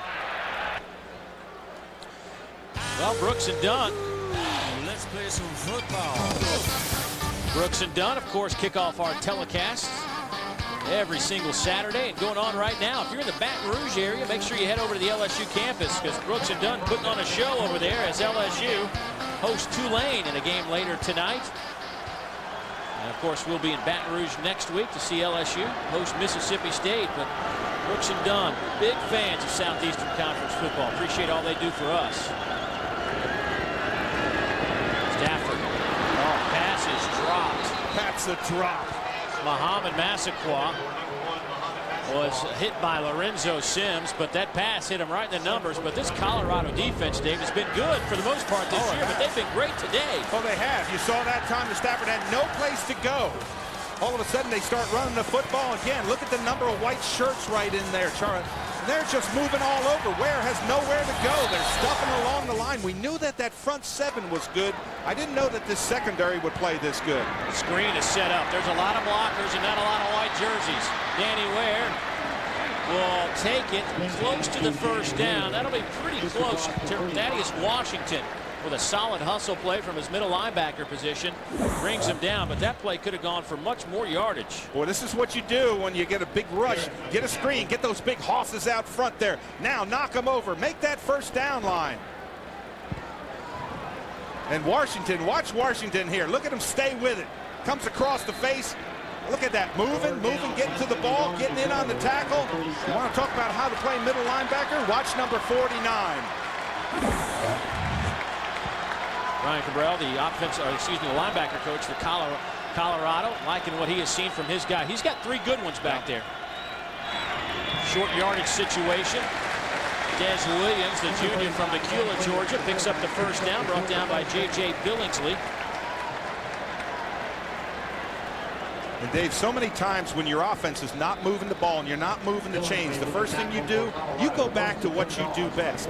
We know about Georgia's great running game. They need to get down there and just start eking them out, just start plowing them out. Big man on big man, nothing fancy, just get down there and get her done. First down and 10. Georgia's third down conversion today. A little swing pass out to Danny Ware, and a flag comes in late. Terrence Wheatley brought him down. Ware picked up 7. He was tackled by Wheatley, but checked the flag. When you look at this and you think late hit, and if you're Georgia, nothing would be better. After the play, personal foul. Helmet-to-helmet contact. Number 49 on the defense. 15-yard penalty from the end of the run. First down. Oh, they called Washington for leading in with his head. You know, that showed that's exactly what they're trying to stop, that head-to-head contact. That's the 5th Colorado penalty today, and this is the first time Georgia has entered Buffalo territory. Wow. Yeah, I know, that's a wow. 2.5 minutes to go before halftime. It's the first time they've crossed midfield. Matthew Stafford today, by the way, 3 out of 8 for 29 yards. Trying to add to those numbers. Oh. Hey, there was nobody there.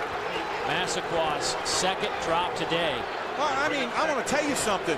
This is just a little dart inside. You're going to see right of your screen, number 1 come in there. Massaquoi, I mean, if he catches that ball, he's still running. It was incredible. They had a broken coverage. Stafford read it right away, hit him with the ball. My goodness. You got to catch that one, number 1. Boy, I look down on the bench and see John Easton, Dr. John Easton, the wide receiver coach, and he told me before the game that he thought Muhammad Massaquoi had a great week of practice. He's just down there shaking his head right now.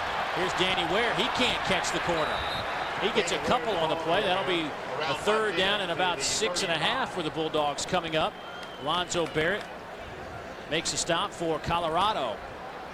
And Dave, like I said, when I was doing my teams up and watching film, I really liked Colorado's front seven. I thought they hustled to the ball. This is not a team that doesn't have talent. They haven't played well offensively, but defensively, their coaches will tell you they have played well the last 3 weeks. Stafford has time again over the middle. Pass was tipped in the air by the safety J.J. Billingsley, and it falls incomplete. Billingsley defending for Colorado. Boy, Billingsley just reading the quarterback's eyes. It was going to be that little post pattern, and Billingsley just dropping into that center field. He's not on a man. He just sees him, puts those hands up. So the field goal unit will come out. This will be a lengthy try from 43 yards to the 53-yarder. 53-yarders, and Coutu can certainly hit it. His career long is 58. Last week he hit a 55 on the way. Wide to the right. Plenty of leg. And the Bulldogs are the team that is still being shut out. Colorado fans enjoying the 10-0 advantage with 1:37 to go before halftime. And you just look down at the Georgia coaching staff, and I think they're kind of baffled by the first 2 quarters of play as much as anybody. And I want to tell you, it could be worse. For Mark Richt and company, it could be a worse score. They could be down easily 17-0. Holiday on the carry, brought down by Quentin Moses, who met him a yard behind the line of scrimmage. That'll bring up a 2nd down and long. Well, time for our Suzuki way of life, and we focus today on Gordon Ely-Kelso, the senior punter, a former walk-on, but has emerged as one of the best punters in the entire country. He's a Ray Guy semi-finalist, averaging about 46.5 yards a punt through this season. The senior from right here in Athens, Georgia. He's our Suzuki way of life performer today. Holiday on the carry again. This time he gets it to about the 40-yard line. And as we go under a minute, I got to think Colorado. Georgia only 1 timeout left. Yeah, not in any hurry if you're on Colorado. Just run the clock out. You know what? They've had Colorado has had such a perfect first half. I think that you're just happy going in 10-0. Yeah. I mean, you haven't led much in the last 3 games. I think they're just happy. I don't think you risk throwing that football up, going deep, or anything like that. It's just a good solid call. Just run the ball in there, go in with a lead. Well, this will be the last play, perhaps, of the first half, and it will be. Colorado, they've never been to Athens, Georgia before. These 2 clubs have never met. They're 0-3 coming into this season, losing to Montana State, Colorado State, and Arizona State. But today they're giving the 9th-ranked Bulldogs all they want and then some. Let's check in with Dave Baker. Great offensive game plan in the first half. You've got a tight end playing like Jeremy Shockey. Well, yeah, we should have had 7 more points. Ought to be 17-0 right now. Our defense playing a good job, doing a good job, and offense, we found a little rhythm here. All right, Coach, thanks a bunch. Best of luck in the second half. Dan Hawkins and his winless Buffaloes come into Sanford Stadium, and they lead the Georgia Bulldogs by a count of 10-0. We're back with our halftime activities right after this.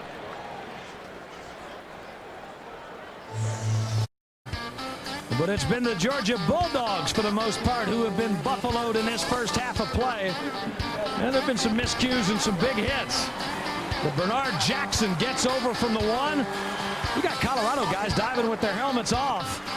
And were it not for the defense, the Dogs might find themselves in a bigger hole still. Number 9, Georgia, down 10-0 to the winless Colorado Buffaloes. Dave Baker back here field side, and as we send it back upstairs to the guys who will bring you to second half action, Dave Neal and Dave Rowe. Guys, if you watch this first half of play, you may not be aware that Colorado has something like the 116th, 117th ranked offense in the country, huh? Yeah, it's unbelievable. Came in 7.7 points a game, but it's 23 total points on the year. And I've been looking at the stat sheet, and it just blows my mind that 241 yards to 54.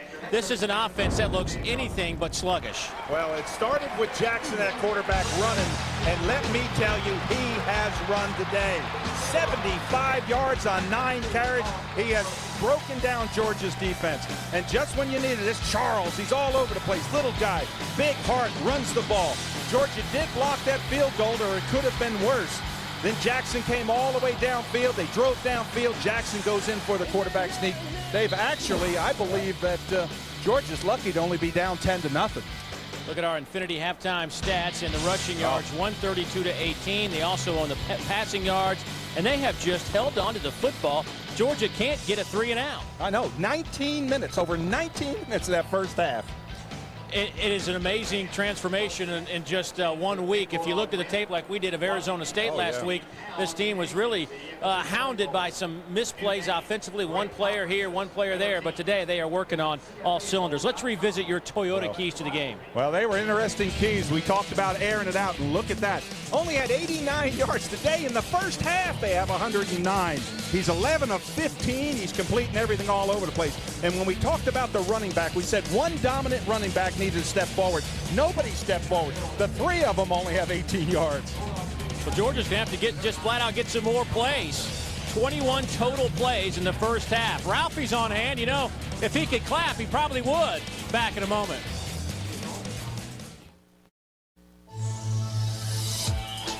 SEC football is being brought to you by BC Heading Powder, by Suzuki,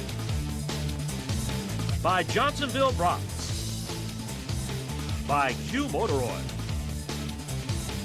by Gatorade, by GMC, and by Ruby Tuesday.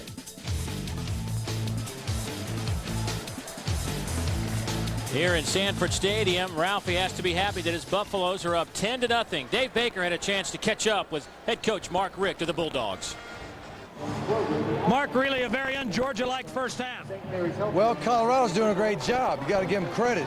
They're keeping us off balance really on both sides of the ball right now. And our special teams are getting penalties, which is not very characteristic of us, but that's Colorado playing good football right now. I think it's a case of you guys just need to dictate and do your own stuff. Well, we just got to calm down and play football, but it's, as we see, there ain't no joke out here today, I can promise you. Absolutely. Thanks, Mark. That's Mark Richt, Dave. As far as Mark Richt goes, that was a pretty serious conversation. Better believe it. Take a look at our Nissan Coaches Corner, Dave. Let's break down one of the plays you picked out in the first half. Well, one of the things they're doing is they're taking their quarterback, Colorado, and they're using him, bringing him outside, for getting away from the pressure. Then they're running down and curling inside. Watch the quarterback. Now watch the receiver come back right into this zone right there. Throw him the football. They've been able to do that time and time again. When you can roll your quarterback out, Dave, you totally negate a rush. It also gives him an opportunity to run the football, and Jackson has done a marvelous job of that as well. 9 carries, 75 yards. And he is 11 out of 15 for 109 yards through the air. Thomas Brown back to return the second half kickoff, but he'll watch it sail into the hedges. And so the Bulldogs will bring it out to the 20-yard line. So if you're Georgia, Dave, offensively, what do you got to do? I mean, what is your – do you want to just pound them? Do you maybe take some chances downfield? Where do you go?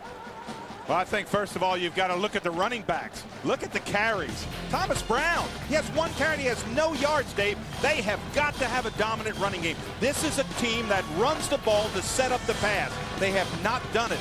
They're no threat to run it in that first half. Georgia's receivers have dropped at least 3 catchable balls today, so you got to think that maybe some of the confidence has left the coaching staff in that department. Oh, they will rule Danny Ware down. Wow. Matt Jones will get credit for that tackle, but Walter Boyd-Doe just ripped it right out of Ware's hands. Now watch Ware. Is he down? Look at this right there. The ball is ripped out. Knee down. Oh, man, that is really close. That was very close. Boy, watch again. Watch when that knee is down. Boy, that is close. Now, if you're Georgia, just run a play quick. Pass is caught for a first down by Martrez Milner, a young man who's had some drop problems. So instead of the wide receivers, they go to the tight end. And that was not an easy catch, but the front, look at those. You never see that. 4 punts in a row and a missed field goal. That is almost unheard of in Georgia offensive football. The scoring today, a Mason Crosby 26-yard field goal and a Bernard Jackson 1-yard quarterback sneak. Georgia's only been into Colorado territory one time today. And down goes Stafford. Did he lose the football? Yes, he did. Who's got it? It'll be Buffalo football at the Georgia 19-yard line. George Hippolyte forced a fumble and then recovered it. Well, you have to credit the secondary, first of all, for Colorado, because Stafford had no place to go. Again, he's going to try the same thing that Jackson has done. And look at Hippolyte just come right up and just smack him right there. Up, the ball was out. Now, when was the ball out? And you know, Dave, Georgia's already, Mark Richt has used his one challenge in this game. He did it back in the first half, but no need to use it there. It's an obvious call. But if that does come up later in the game, he doesn't have a coach's challenge available. Yeah, the officials, they called the timeout, but I think it's just to move the chains. They didn't review the play. That ball was clearly out. They're all under review. Yes. Let's check in with Dave Baker. Yeah, Dave, as good as this Colorado offense has been, one of their key cogs is gone. Mark Fenton, the Remington finalist, he played 799 snaps last year. All they'll say is he's out with an injury to his leg, but you can see with a boot on, he's not going to be back today. 1st and 10 from the 19. Handoff goes inside to Mel Holliday, the senior from Omaha. Mel is an interesting story. Young man works as a welder in the summer to earn some money for his family. He has 4 sons and a daughter. But he comes back to Colorado to play some football, and they're glad to have him. You look at what Colorado's done in the red zone today. 1 touchdown, a field goal. They had another field goal block, so 2 out of 3. All told. That red zone brought to you by Honda Generators for the ultimate tailgating experience. 2nd down and 9. Flag down. Here's Holliday. Takes it down to the 10-yard line, about a yard shy of the first down, but flags are down. Keelan Johnson in on the tackle for the Bulldogs.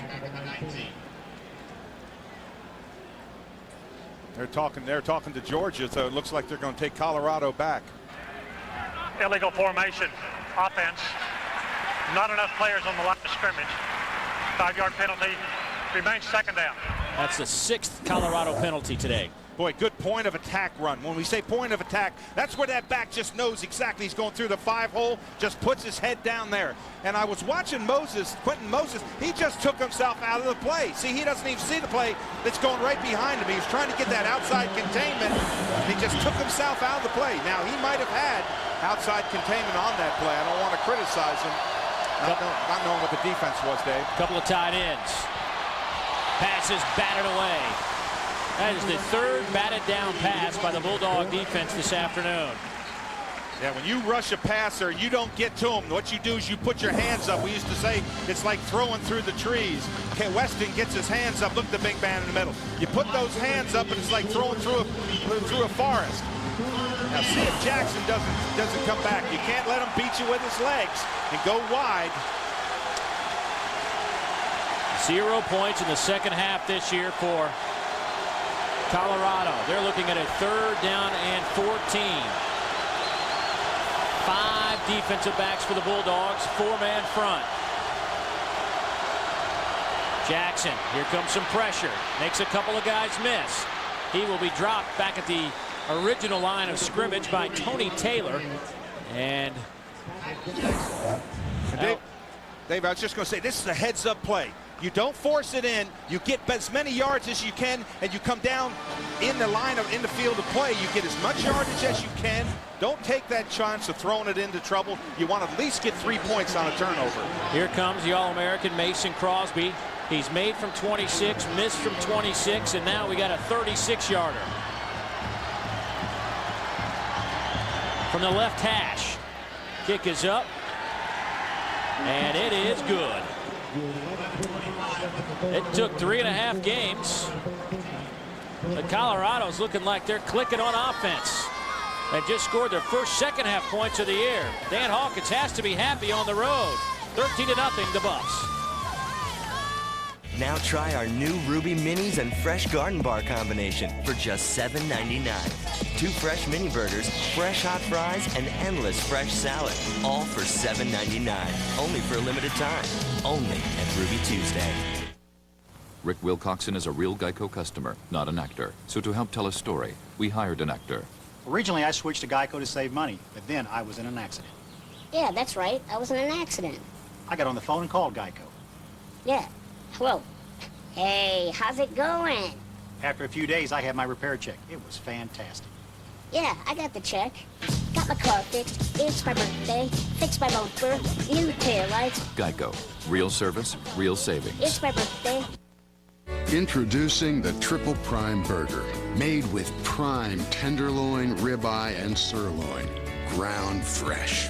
It eats like steak and cuts like butter. The new Triple Prime Burger, Ruby Tuesday. Will you be hauling 7 tons of sheet metal? Or 70 pounds of plywood? 12,000 pounds of cattle? Or a little something for a do-it-yourself job? We can't be certain how you'll use your GMC Sierra heavy-duty pickup, so we engineered it with the most available horsepower and torque in its class. GMC, engineered to the highest standard, professional grade.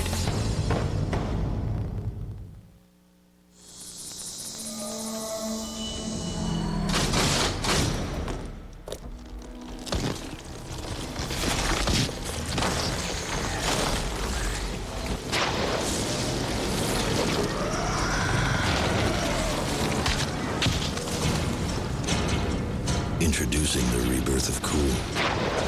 Gatorade Rain. Start crisp, finish clean. Stay cool in the heat. Gatorade Rain. Colorado leading 9th-ranked Georgia 13-0. Early third quarter action from Sanford Stadium.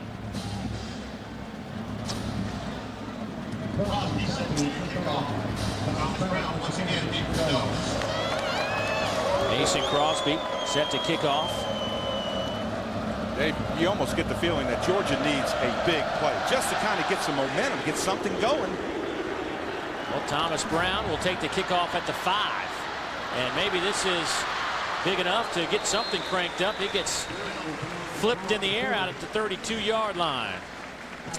Don't forget, next week, more SEC football as we head over to Baton Rouge as we catch Sylvester Croom's Bulldogs heading over to the Bayou. Our first look at LSU this year. Kickoff set for 12:30 Eastern, 11:30 Central Time. Of course, Quentin Culberson leads that Mississippi State defense, but Dwayne Bowe, Jamarcus Russell, and company, a very potent offense. And log on to lfsports.com and click on the Regions Bank Road Trip Planner for the quickest routes and all the information you need traveling around the SEC. Stafford makes a man miss, then sidearm slings it out to the 45-yard line. Pass is caught by Kenneth Harris. I guess you got to make him tough. I was just going to say, what a catch Harris made. I mean, he's running across the field. He's going to come from your right to your left. See him coming across the field. There he's the bottom of your screen. Watch this, reach behind the back, sliding his feet out. Maybe that's the kind of spark that Georgia needs. Yeah, don't hit him in the numbers. I know. Right. They did that several times. 14-yard pickup. Colorado with 4-man front. Swing pass to the far side. At the midfield and stopped right there. That's Mikey Henderson, brought down by Terry Washington, who made a nice play on the speedy quick Henderson. Well, there was a first block out there was by Harris. He gets a good block out there, and watch, he's locked up there. That's him locked up there, and then the receiver spins right back inside to him. But you got to get it out there faster. He had him held up for a second, but not long enough. 2nd down and 8.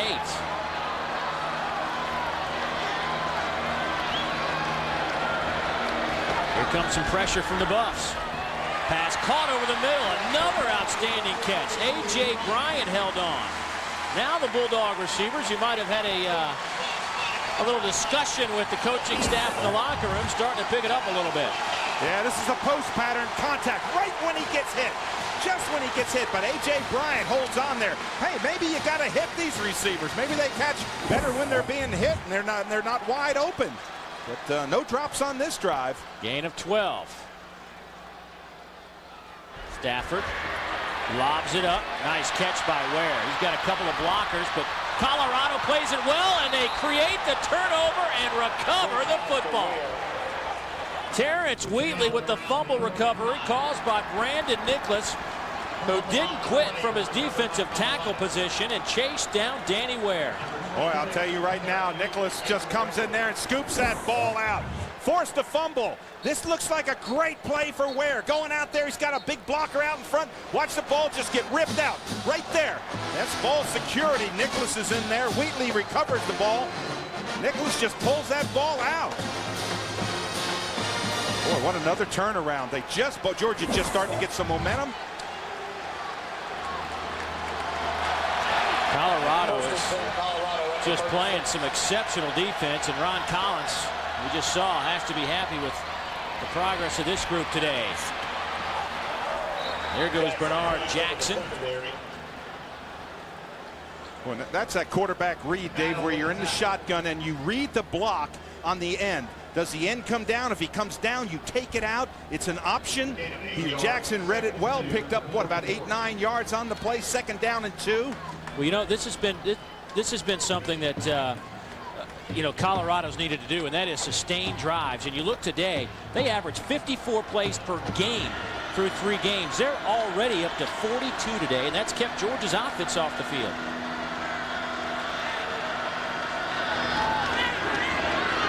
Boy, a big haul right off the guard. Hugh Charles with another big gainer. The Colorado fans, you can hear him in the distance, perhaps chanting Hugh. Well, they should. Little number 2 just skips through there. He's a little guy. We talked about his size. He's got those quick feet down to the ground. He can change direction real quick. We talked about that incredible speed, and he's not afraid to run inside. Gain of 11 for Hugh Charles. Charles now 10 carries for 54 yards. Coming off a 100-yard game last week against Arizona State. With a play action to Charles. Jackson firing. Looking for his tight end, Gear, who already had 6 catches today. It'll be incomplete.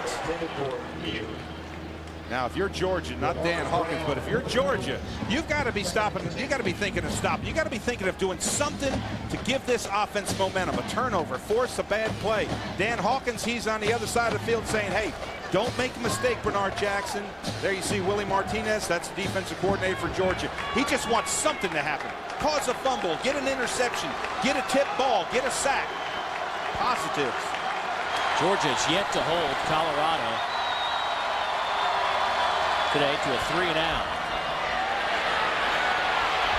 Charles tries to get the corner, and he does, but a flag down at the 45. That'll probably be a hold against Colorado. Yeah, Jarvis Jackson's the middle linebacker, number 45. I think he's the one who got held on the play. Played it really well. Down the line, was there, and just got held. Holding. Offense, number 77.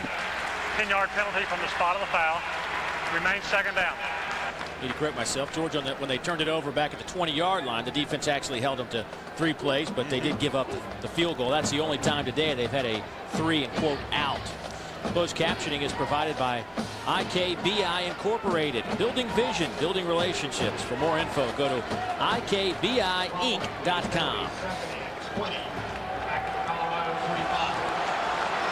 So the ball's moved back to the 45 today. Colorado's been hit with some penalties. That is 7 for 66 yards this afternoon. And whistles will blow as somebody jumped. I think it might have been the left guard, Ryan Daniels, Colorado, but we'll see if he was forced. Georgia's clapping, so that'll back up Colorado 5 more yards. I wondered if the center snapped that ball when he came into the neutral zone. Before the snap, offside, number 99 coming across the neutral zone. Yep. Threatening offensive lineman. 5-yard penalty, remains 2nd down. So we look at our Q Motor Oil Power 25. You see the SEC littering in the top 15. Auburn moves up to number 2. And There could be a little bit of shakeup if things don't turn around here for the Georgia Bulldogs. Jackson dancing around, and Georgia all over it. They lose another couple of yards. Tony Taylor's, he's got a little bounce in his step. He's got 8 tackles. He's moved around real well. They're using a lot on the blitz. That time he came off the edge, wrapped up the quarterback, didn't allow him. They should not allow Bernard Jackson to run anymore. He's run enough.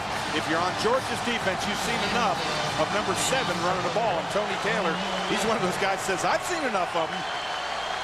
Well, here's a big third down. Yep. 3rd and 16. The clock goes under 7 minutes to go in the 3rd quarter. Colorado just 1 out of 7 today on 3rd down conversions. Jackson hit as he throws, flag down. A bunch of flags down in that Georgia, or that Colorado backfield. Sprague, the intended receiver. And holding against Colorado. Yeah. Well, Colorado, it looked like Georgia was just going through there. Everybody, there could have been 2 or 3 guys there. I think one of them might have been Moses being held, number 94. Holding. Offense, number 75. Penalty is declined. 4th down. Georgia got a big jump on this play. Watch Moses get held right there. That's holding right there. Pulling them down. That's one way. I got to tell you, that's not a bad hold, though. No. Moses was about to light up Bernard Jackson. A shank punt. Oh, look at the bounce. But gets an unbelievable bounce. I shouldn't say shanked. He hit it straight up in the air. That was like a sand wedge. That bounced back at the 30-yard line and ends up inside the 10 down to the 7-yard line. So the Georgia offense backed up, but they do have the football when we come back.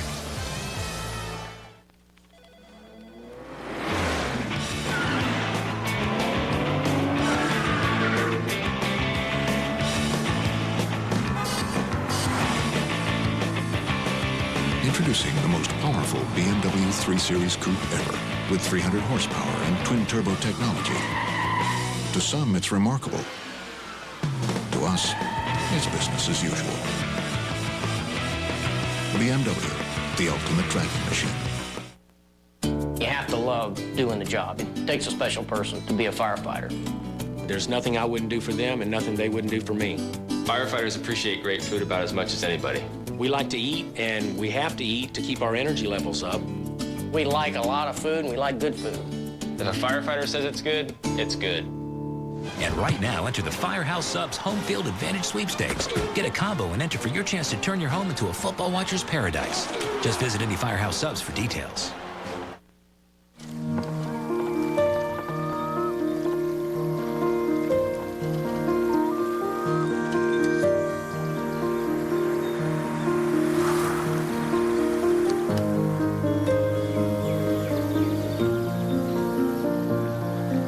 You see a place to get away.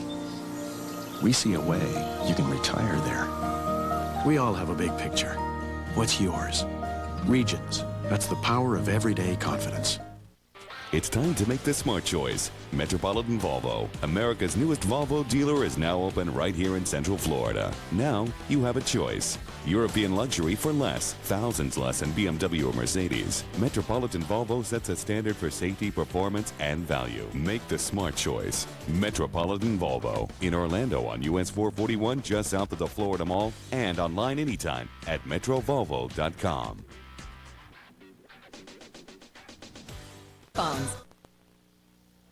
13-0 Colorado leads Georgia. The announcers for this game are selected and compensated by Lincoln Financial Sports. This broadcast is a copyright presentation. Any use of this broadcast without the express permission of the Southeastern Conference and Lincoln Financial Sports is prohibited. So backed up, Dave Rowe, what do you do offensively? Well, first of all, you have to realize you're only down 2 touchdowns. 2 touchdowns, and you're back in this game, and you can win. Off the hands of Chris Durham. A true freshman out of Calhoun, Georgia. But you got to catch balls like that. That ball, I know, was thrown behind him, a little bit behind him. But we're talking about a team that's struggling right now. Little dart pattern inside, right to left, right there. You got to catch that. That's a hard throw. Let's check in with Dave Baker. I'm going to disagree with a big defensive lineman. If you're down here on the field, you can't believe how hard that ball's coming from Stafford. And if it's a little bit behind the receiver, that's a tough catch. Yeah, you're right, Buzz. It was behind him. I'll give you that one, but I think if I was Georgia, I'm looking for anything positive. Georgia offensively today, they have now 14 rushes and 11 yards. Well, you know, one of the things that Neil Callaway told us about Matthew Stafford, he said he has an incredibly strong arm. Strongest arm I've ever seen. But sometimes he doesn't use that touch, so Buzz has got a good point. That is a touch pass in there. He had him open. He threw it behind him. He threw it too hard. I'll agree. 3-man front on a 3rd and 9. Nobody Stafford open. looking for somebody to shake free. Nowhere to go. He's being chased. Underhands it. Pass is incomplete, but did he cross the line of scrimmage? He may have. Yeah, I think he did. I see a flag down on about the 12-yard line, Dave. But Stafford, credit this defense. There's nobody to throw to. Stafford sitting back there, and if you're a quarterback and you're sitting back there, all of a sudden you start getting antsy because you know that defensive line's coming on you. You only got 2.5 seconds. Illegal forward pass. The pass was thrown from beyond the line of scrimmage. 5-yard penalty. Loss of down. 4th down. 5th Georgia penalty. Here's another look. Now watch the marker. You see the marker right back there? There's the marker way back there, way to the back. That was a good call by the official. Neil Callaway, also offensive coordinator, but also offensive line coach and former O-lineman himself. He's getting after a few folks down there. Gordon Ely-Kelso now with his 5th punt today. He's averaging 44. His long today is 51. Stephon Robinson back to return. He stands at the 45 of Colorado.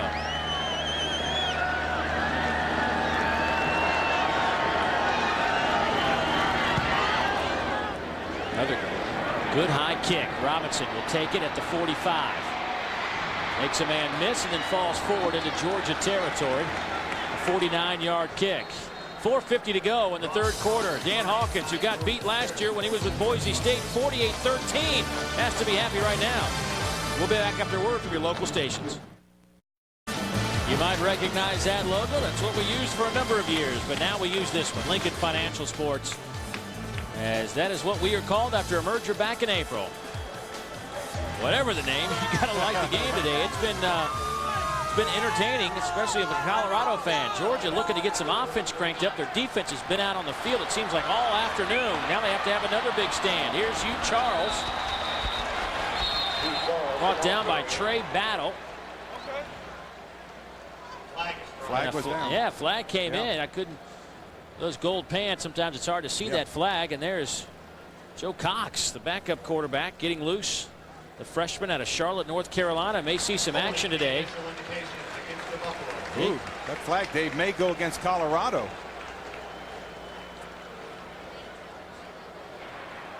Holding. Offense. Number 83. 10-yard penalty from the end of the run. It remains 1st down. Well, during the first half, we asked this All-Tel Text to Win Trivia Challenge question. Can you name the last SEC team to play Colorado? Alabama beat Colorado in the Blockbuster Bowl back in 1990. Now, the last regular season game Colorado has played against an SEC team was back in 1980 against LSU. And Charles might have gotten back to the line of scrimmage. Trey Battle with the stop for the Bulldogs. By the way, LSU and Colorado just signed up to next couple of years to renew that series. They played 4 years back in the late 70s, all the way up until 1980. And Georgia, by the way, will return the trip to Colorado in 2010. And as part of the deal with Ralphie coming here to Athens, the Bulldogs will take Uga with him on the road out to Boulder. A little different. Yeah, a little easier, I think, traveling Uga. Flag down. Jackson. Pump fakes, and then finally pushed out of bounds by Jarvis Jackson. Yeah, that flag was thrown all the way across the field along the line of scrimmage. Well, we've had our share of penalties today. 8 for Colorado, 5 against Georgia. Illegal formation. Not enough men on the line of scrimmage. I read his lips.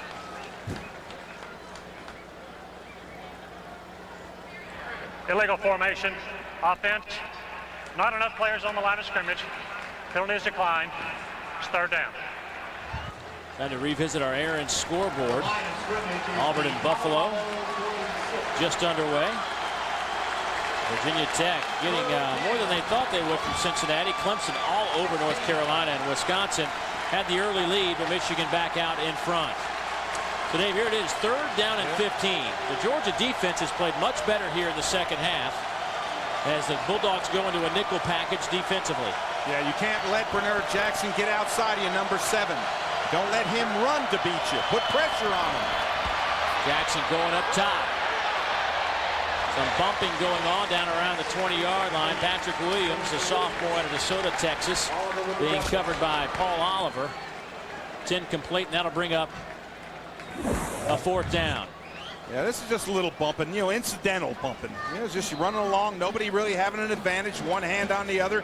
Great shot right there. That's what it's like to play receiver in the SEC. They say you're not racing if you're not rubbing, or rubbing's just part of racing, or rubbing. You're a big NASCAR guy. Right. Rubbing's just a good part of racing. Here's Mikey Henderson. 33-yard punt. Well, are you hungry for a big win? Enter $1,000,000Nuggets.com for a chance to win one of over 15,000 Chick-fil-A small nugget trays and a chance at one of 13 grand prize trips to the 2006 SEC title game. You can compete to throw for $1 million. The first 300,000 to register get a coupon for a free Dr. Pepper. Register at $1,000,000Nuggets.com by November 11th. And Georgia has made a change. Joe Cox, who has basically been the number 2 guy throughout this season, takes over. The redshirt freshman first handoff goes to Craig Lumpkin. The junior picks up about 7 on the play, but Joe Cox, 6'1", 220, out of Independence High School in Charlotte, North Carolina, where he put up some overly impressive numbers. And Matthew Stafford will watch perhaps the rest of the second half from the bench on the Georgia sidelines. Now, what are you trying to do? You're trying to get a spark. You're trying to get something going. Here's Lumpkin running hard. Sometimes, Dave, it's just that different voice in the huddle. You see, there's his numbers from high school. Look at that. Look at that touchdowns. He never lost a game in high school. Many of those were to Muhammad Massaquoi, who was a wide receiver, a sophomore. Of course, Independence High School also produced the likes of Chris Leak.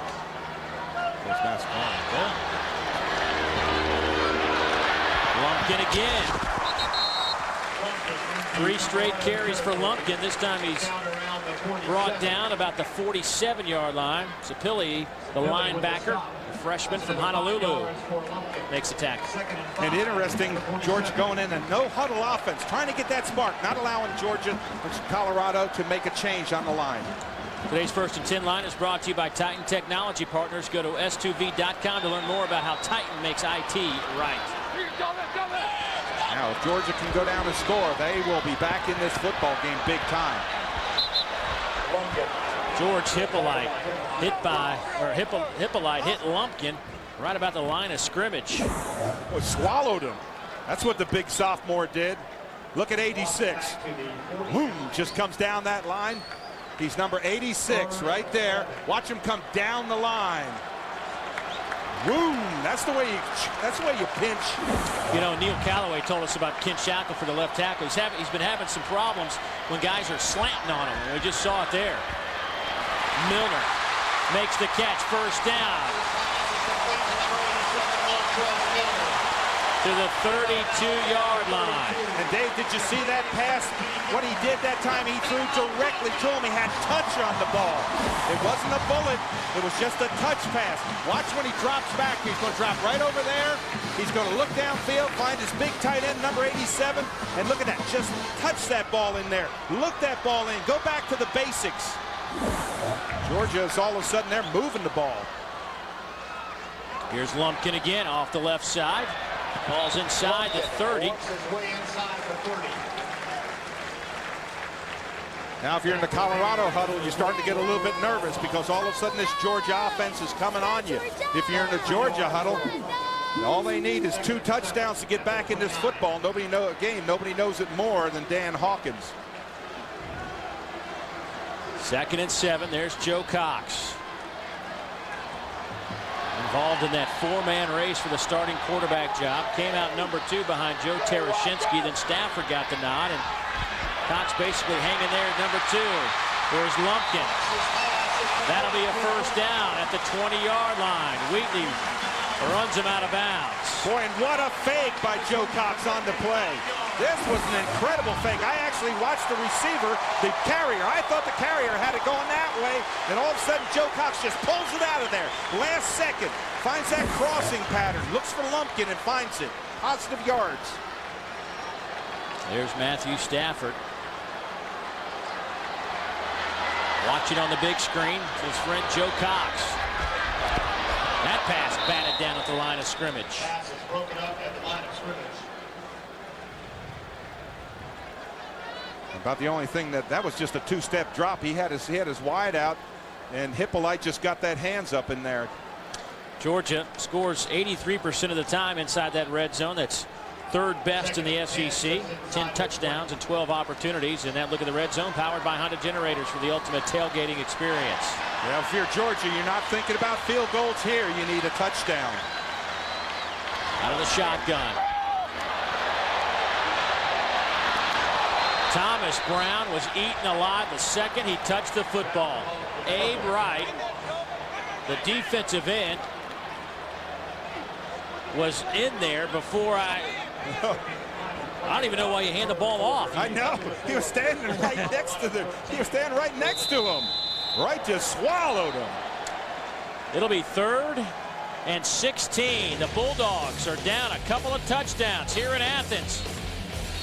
We have got 1 quarter left to play.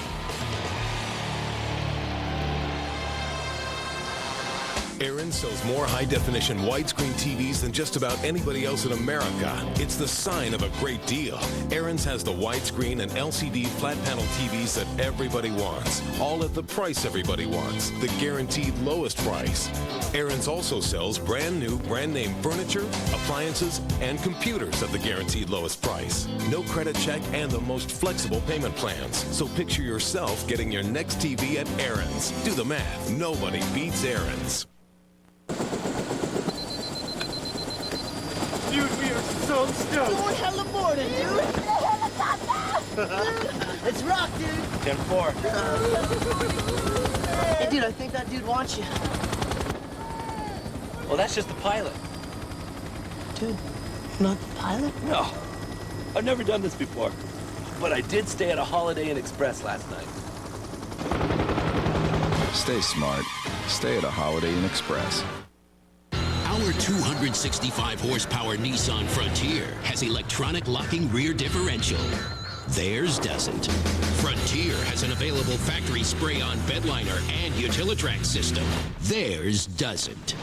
And Frontier tows 6,500 pounds. Theirs doesn't. Now, 1,500 Nissan cash back, plus no payments until 2007. Nissan Frontier. There's no comparison. Here's Michael at the foul line. He shoots from Relo. No good. Michael misses. Cleveland wins. They're waving Giambi around. If you're a fraction off, Safe at home. it can change everything. On the field and in the lab, where Gatorade scientists test and retest athletes so we know exactly what their bodies demand. Precision counts. Out there.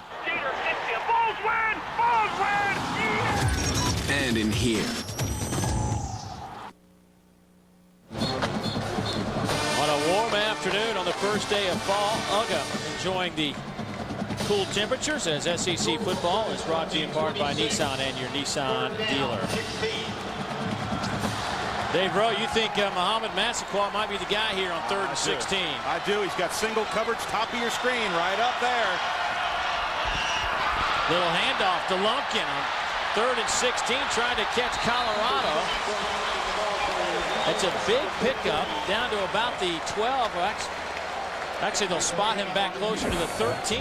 Oh, but watch this. This really fooled me. A couple missed tackles there. Barrett's going to miss a tackle in here.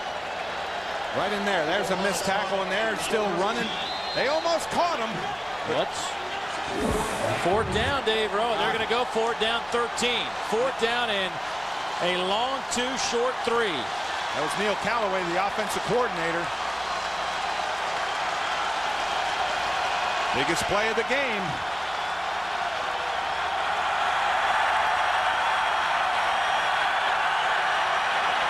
Play clock down to 2. Lumpkin spins, fights, and gets it to the 10. I don't know. Oh, man, did he fight. I don't think he got it.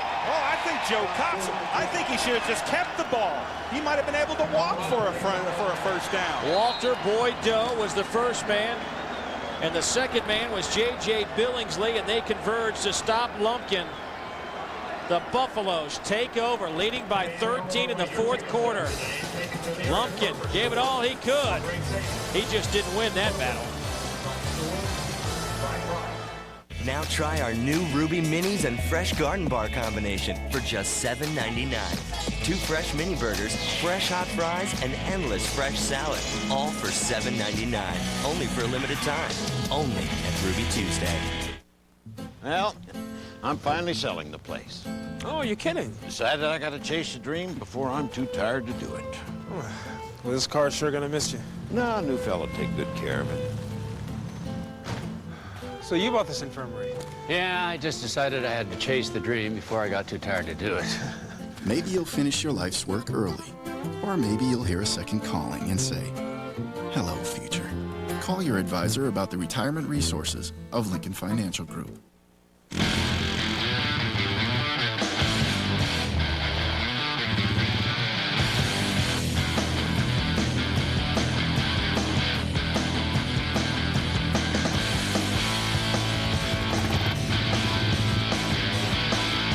The 7-time award-winning Suzuki King Quad. Ready for anything but sitting around. $59 goes a long way these days at your local Suzuki dealer during Quad Fair. Now try our new Ruby Minis and Fresh Garden Bar combination for just $7.99. 2 fresh mini burgers, fresh hot fries, and endless fresh salad. All for $7.99. Only for a limited time. Only at Ruby Tuesday. America loves trucks. Chevy trucks. Honest, hard-working backbone of the country trucks. We're talking about the 2006 Silverado HD. With the available Duramax diesel, it's the most powerful heavy-duty diesel on the road.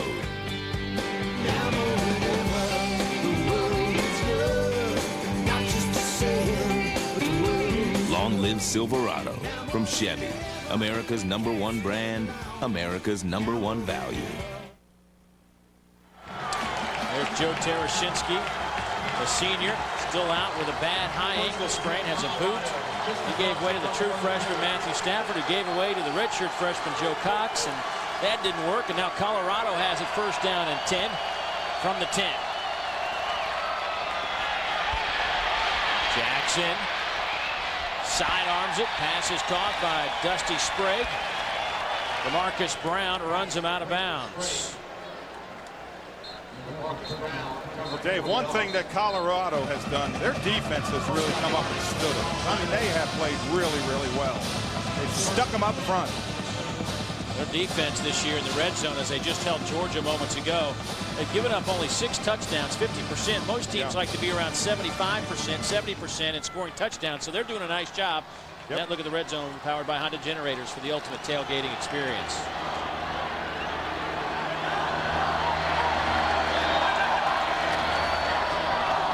Inside handoff. Right over 25. I think it's second and a long 5.5, maybe, perhaps, for Colorado. Our Gatorade stats through 3 quarters shows a pretty good domination by the Buffaloes. Georgia's cut the time of possession down somewhat, but still, that rushing game has been non-existent today for the Bulldogs. Look at that. 163 for Colorado, 25. We're talking about 3 marquee running backs here at Georgia. And they average 160 per game. Last year, they averaged 162 yards a game on the ground.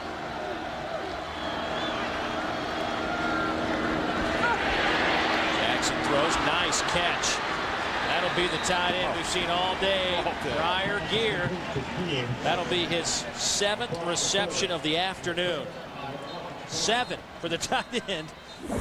Verdun Wheeler gets a little bit of pressure, but when you have this speed, you can just kind of give. And look at that catch. Is that not perfect? Out there by Gear. 7 for 71. I told you about Ryer Gear. He's just a redshirt freshman, but the guy's a tremendous athlete. He was a starting quarterback in high school, and he also started at defensive tackle. So, of course, the obvious position now would be tight end. I mean, but of course he has those great hands. He was a defensive lineman. Gosh, knows. Hugh Charles trying to break it to the outside. 2-3 red jerseys chase him down, led by Remarcus Brown, the sophomore from East Point, Georgia. And Dave, now all you start thinking if you're Colorado is run that football, stay in bounds, let that clock keep on eating down, use the time, make first downs. Georgia, you got to get a turnover. You got to get the ball back for your offense. It is so quiet in this stadium. You're right. There are over 90,000 people in here, and it feels like there's about 500. The only ones making noise are those ones over there in the yellow. And you. And you. Well, yeah, all right. I'll go along with it. It's only one way to do this game with emotion. 2nd down and 9. Here's Jackson. He is swallowed up back at the 28 by Trey Battle. That is Trey's 8th stop of the afternoon. He leads the Bulldogs in that department. Boy, number 25's a go-getter. Free safety. Comes up in the line. Watch 25. When you hit it, you're not going to get outside him, and when you get hit by him, look at those clamps on him.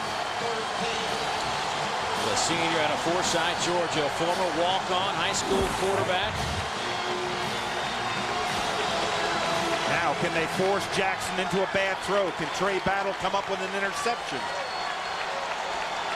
You got to be thinking that when it's 3rd down, about 14 yards to go. You need a turnover.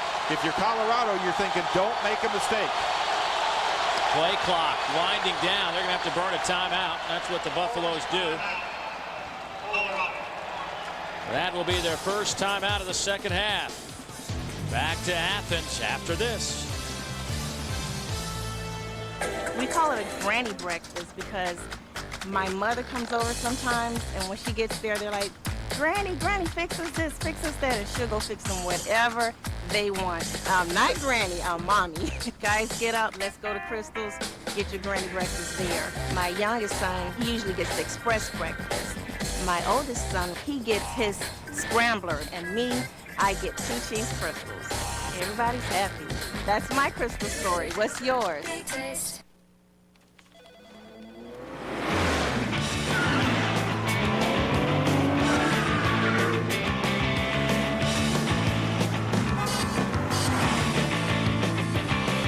Introducing the most powerful BMW 3 Series coupe ever, with 300 horsepower and twin-turbo technology. To some, it's remarkable. To us, it's business as usual. BMW, the ultimate driving machine.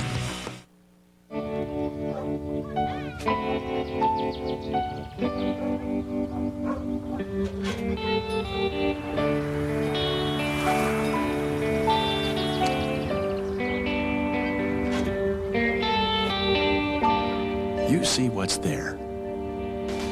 We see what's next. We all have a big picture. What's yours?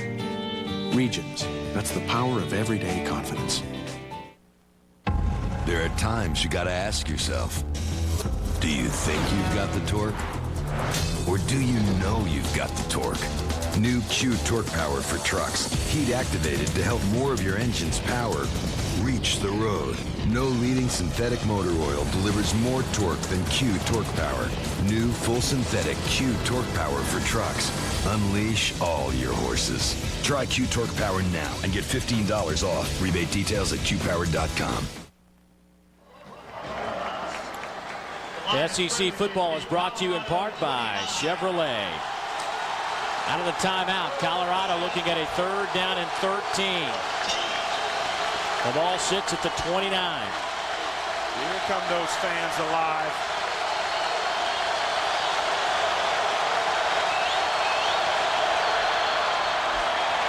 Jackson being chased. Throws on the run, and it's incomplete. It would have been enough for a 1st down. And taking the target was Alvin Barnett. A low throw, and the Georgia defense holds. Well, you see Jackson getting outside the box. They had tried to keep him inside. Just a low throw. He was just off, just a little bit. Now look at the emotion of Georgia. Now all of a sudden they know they're going to get the football. It's crunch time. 10:47 left.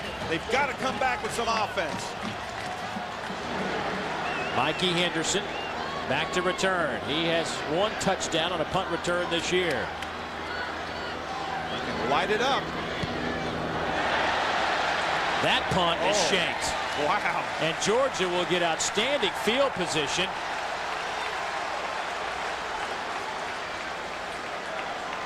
Well, as Georgia takes over, let's go downstairs. It's, of course, the big story before the game were mascots. Dave Baker has more on that.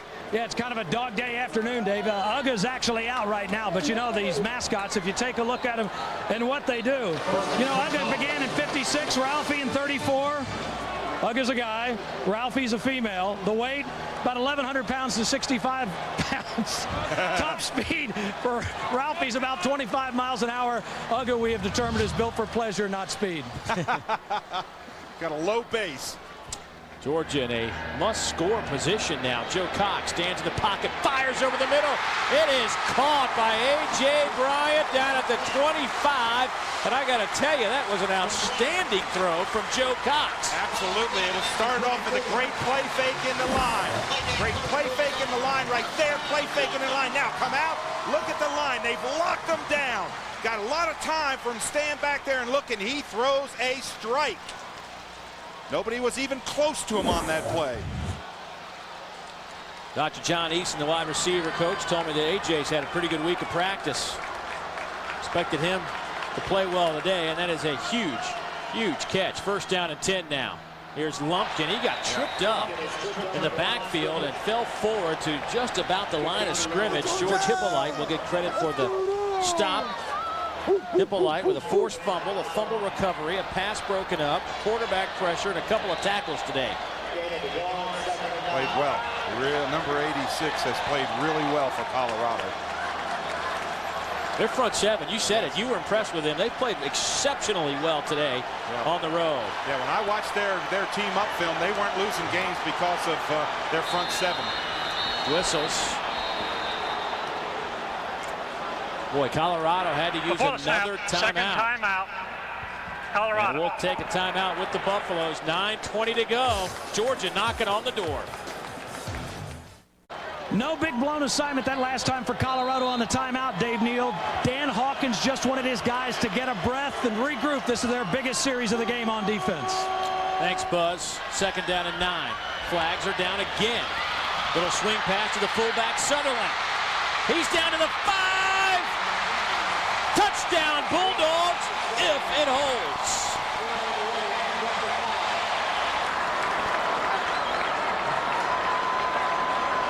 Oh, my. Oh, I watched Shackelford, 79, just put his hands up, but they're saying no. Number 93, penalty of decline. Result of the play of the touchdown. It will count. Brandon Sutherland, the fullback, his first catch of the year. Boy, and it's a big one. It's a screen play. Out to see the lineman bailing out. Now look at the big men downfield. They smothered the cornerback on the play. And how about Sutherland just putting that head down, getting that end zone? First timeout. And Georgia has to take a timeout to get 11 players on the field on a point after.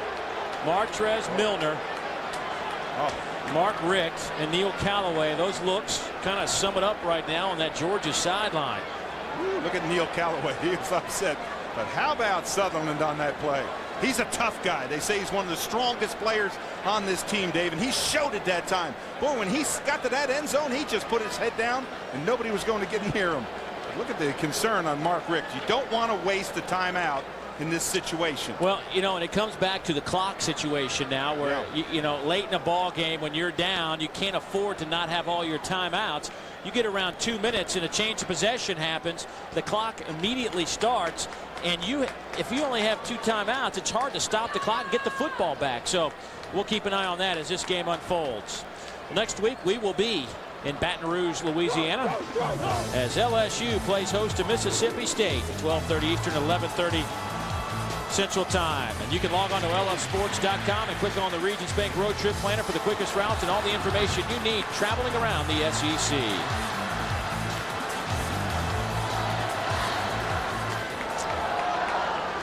Brandon Coutu will attempt the point after. He's perfect on the year, 11 out of 11. Hold is good, kick is even better. So Sutherland takes a little swing pass in for a touchdown, and Georgia is pulled within 6. We will return after this message from Pontiac in the G6 convertible. It's our all-tell game of the week from Sanford Stadium in Athens. The Bulldogs score for the first time today. They make it 13-7. Colorado has lost to 10 straight top 25 teams. They're currently on a 7-game skid. They've only scored 4 touchdowns during that 7-game skid.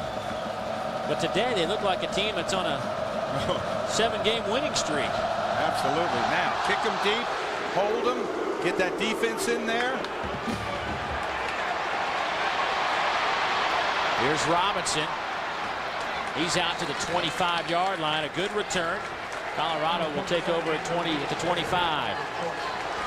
Well, this fall, watch for the Geico College Football Campus Tour, a season-long traveling exhibit celebrating the 10 greatest running backs of all time. Go to lfsports.com for more information and to find out when Geico will be visiting a campus near you. Well, Dave, if you're Colorado, you got 8:55. The clock is moving already on the change of possession. Do you go conservative or, No, you don't change. Dan Hawkins and his crew, they don't change what they've done well. And that's been put the ball in the hands of Bernard Jackson, the quarterback. He's made great decisions. They've run the ball well. Just keep doing what you're doing. Here's Charles dancing around. Georgia swarms and stops him shy of the 30. That'll be a gain of about 4. Trey Battle with tackle number 9. As things get a little louder here in Sanford, let's check in with Dave Baker. Good clock management already by the Buffaloes, Dave. If you notice with that new rule on change of possession, they came out late. They managed to use 22 seconds of the 25-second clock before that last snap. Now the clock's just down to 18 seconds. Let's see how Bernard Jackson manages this portion of the game. 2nd down and 7.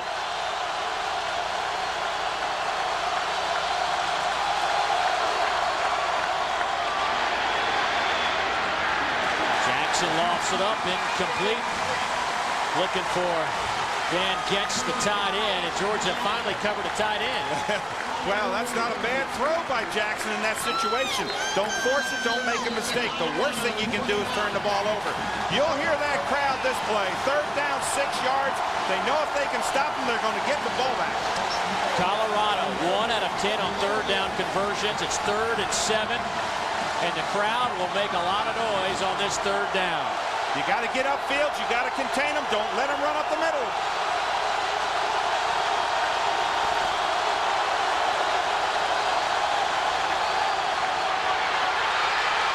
Johnson nearly had the sack. Jackson fires. It's caught. 1st down, Colorado at the Georgia 43. Alvin Barnett, the junior out of Tulsa, Oklahoma, with a huge catch as he leapt into the air and held on. Wow, did he go up for that ball? Watch Barnett climb the ladder. I thought this was a face mask for a second right there. Oh, boy. There is a flag down. I don't know where. It's way downfield, Dave, but look at this going up for the ball. High. Great catch. Again, look at this. Going up high for the ball. Just a good decision by Jackson. And Dave, it was a sideline warning against Colorado, so the play stands 1st and 10, and they get it out to the 44-yard line. Boy. What a catch. And look at that clock starting to tick down. 7:29, 7:28. As Dave Baker said, he's using a lot of clock. He's even taking his time. Look at him just standing up there, watching that clock tick down. Garrett, the tight end, moves in motion. Charles gets the handoff. Going forward, drop the football, picked up by the Bulldogs. They'll have it at midfield. What a turnover and what a turn of events. Jeff Owens with the recovery. Oliver forced it. going to get the biggest turn in his career. What a play. Just when they break up the middle, a lot of room. Look at this cut back inside. Watch the hand come in. Great rip right in there. Oliver just number 9 just gets that, or 8 I should say, just rips that ball out. Perfect swat right there. Oh man, what a turn of events. Jeff Owens 95 recovers, picks it up, gets a few yards.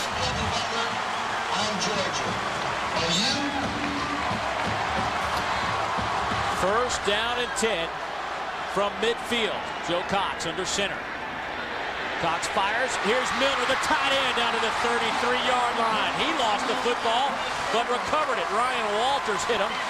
But Joe Cox looking sharp. Another big completion. This one goes for 18. Well, Mark Richt wanted to spark it. He got it. Number 14, Joe Cox. He finds his big tight end in. That ball's pulled out, but he recovers it. Had possession, no question there. And for Joe Cox, just a redshirt freshman, don't make a mistake. Don't force the ball in. Joe Cox, 4 out of 5 for 84 yards. Handoff left side. Lumpkin inside the 20. Down to the 18-yard line. Thaddeus Washington with the tackle for Colorado. Boy, how about that blocking up front? Big Shackelford, 79, clears the hole. Left of your screen right there. He holds right. He blows him down inside. That's what opened up the hole. Gain of 15. Georgia, no huddle, hurry up offense, and once again, Colorado will take a timeout. And I think it's much like Buzz said moments ago that Dan Hawkins just got to get his defense to catch their breath, refocus, because right now Georgia is hitting them. Now they're stampeding the Buffaloes. We've talked about that. This running game looks like Lumpkin might be the one to step up. But somebody needed to. For Dan Hawkins, they played all day. They played well. For Mark Richt, his team has sputtered all day. Lumpkin now 10 carries, 56 yards.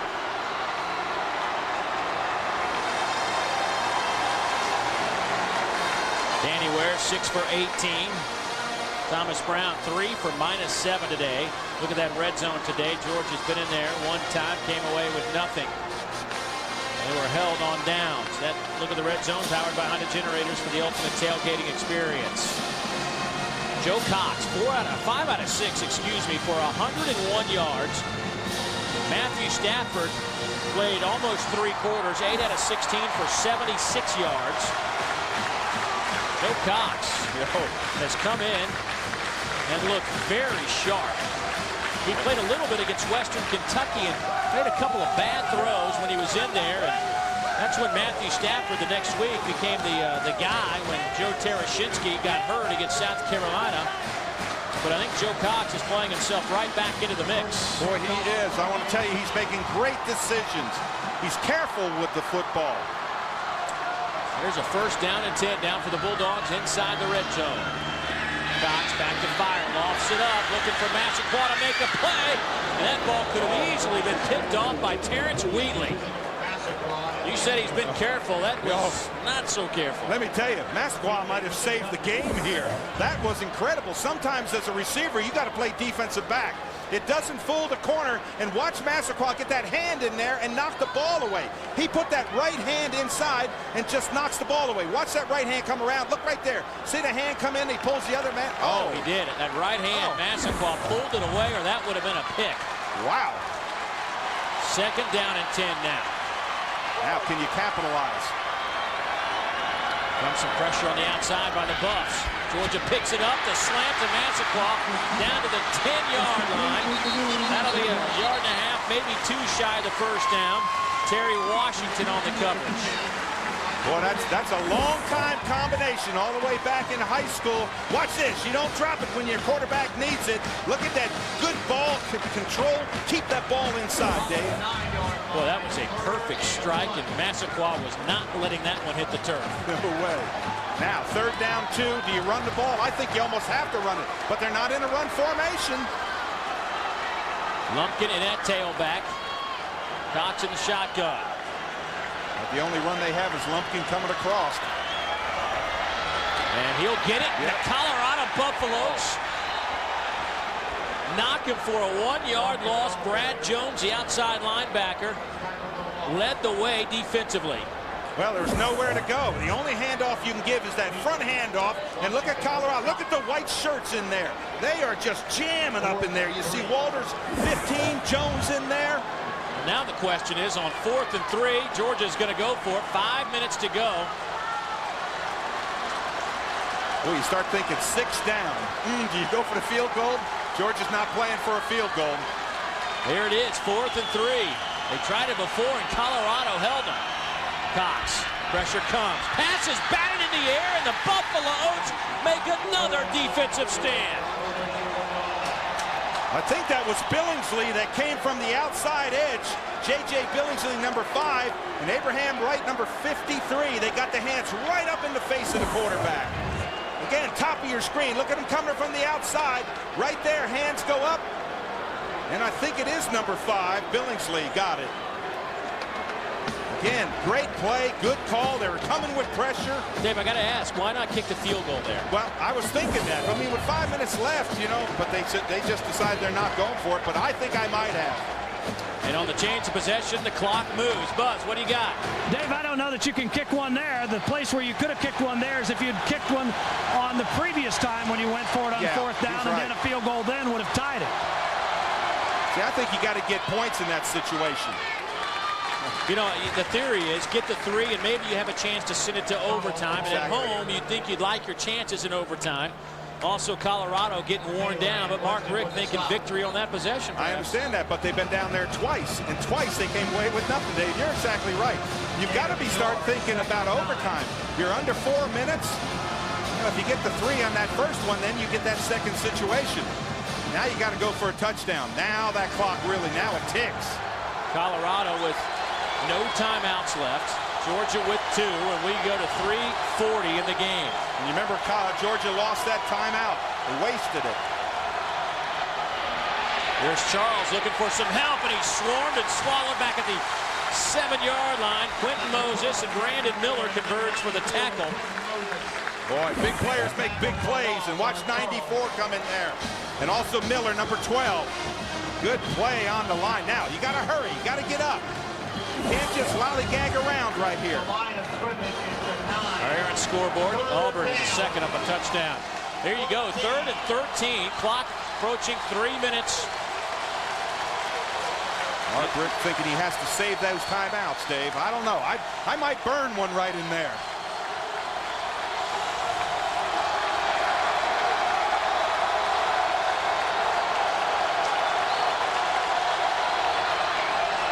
Bernard Jackson back to throw, going up top.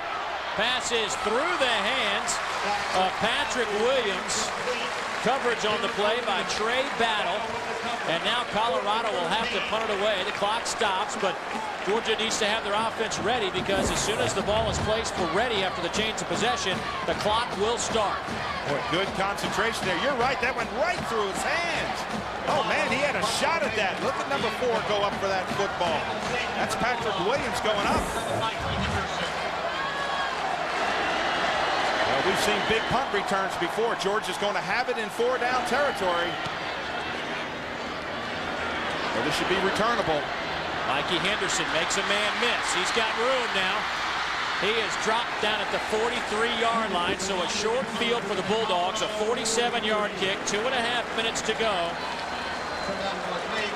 We'll go to Yahoo Sports to see over 50 Lincoln Financial Sports SEC football and basketball games. And for only $4.95 per month, you can hear thousands of audio broadcasts. Be sure and follow your team all season long at Yahoo Sports. All right, Dave. Okay. It is touchdown time. That's right. No more decisions here. It's got to go in the end zone. Absolutely. Clock is rolling on that possession, Dave. So Georgia needs to hurry. Still have those timeouts. That should help them, but that clock's going to be down to 2 minutes real soon.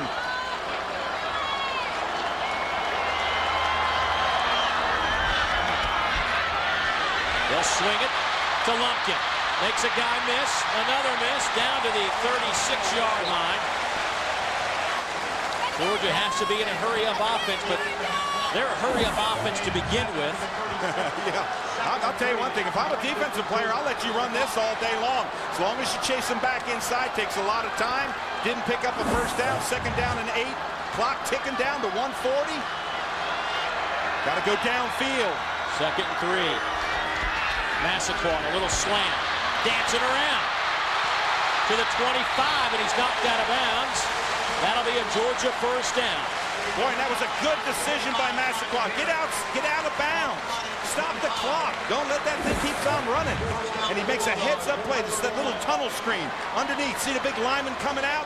And look at that. Massaquoi gets back to the outside, knows where that boundary is, and gets out of bounds. Gets all the yards he can. That's a good play.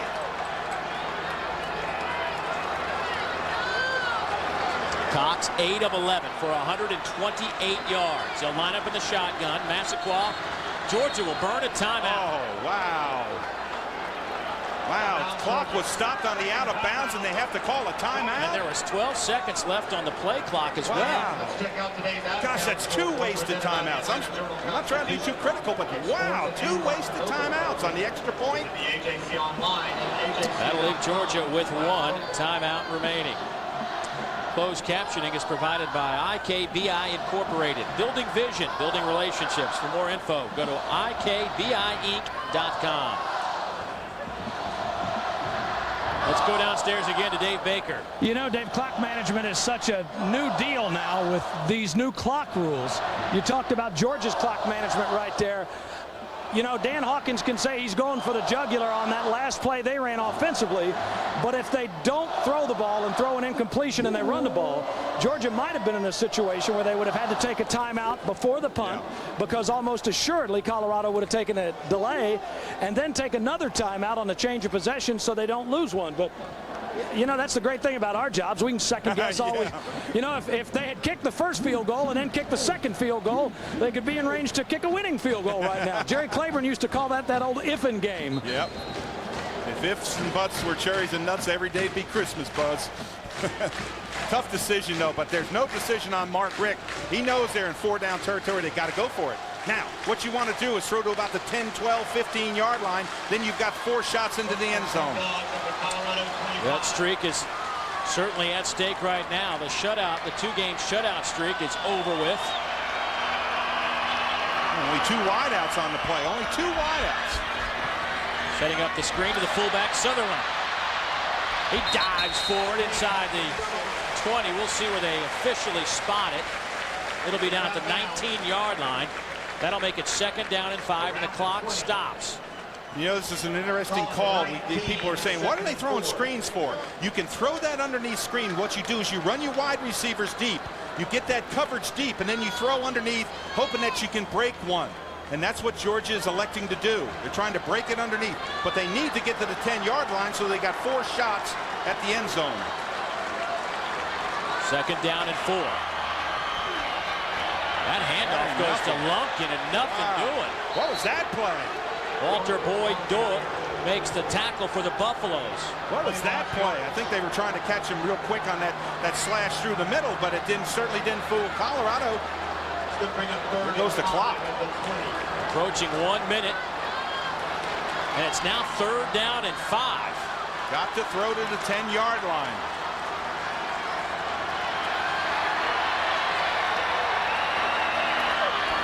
Comes pressure. Joe Cox lost it up, looking for Milner. Touchdown, Georgia!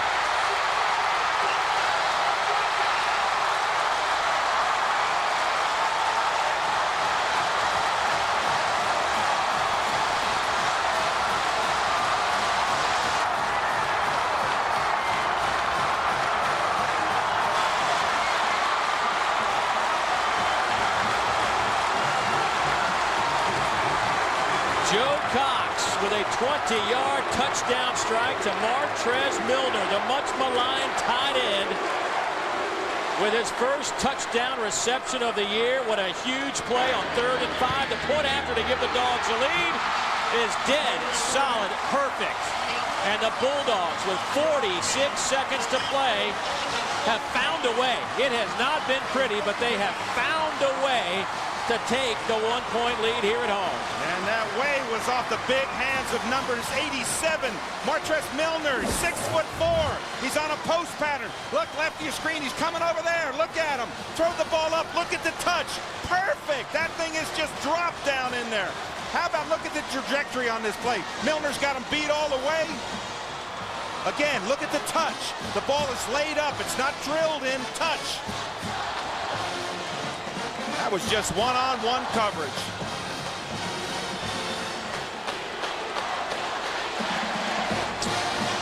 Joe Cox excited with 2 touchdown passes today. The first 2 of his young Georgia career. He comes in relief of Matthew Stafford late in the 3rd quarter, and he has been impressive. He's now 10 out of 13 for 154 yards.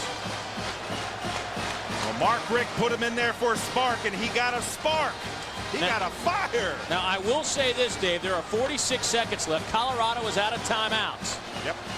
They do have Mason Crosby, one of the best legs in college football, as their field goal kicker. There are reports that he has hit field goals well over 70 yards in practice.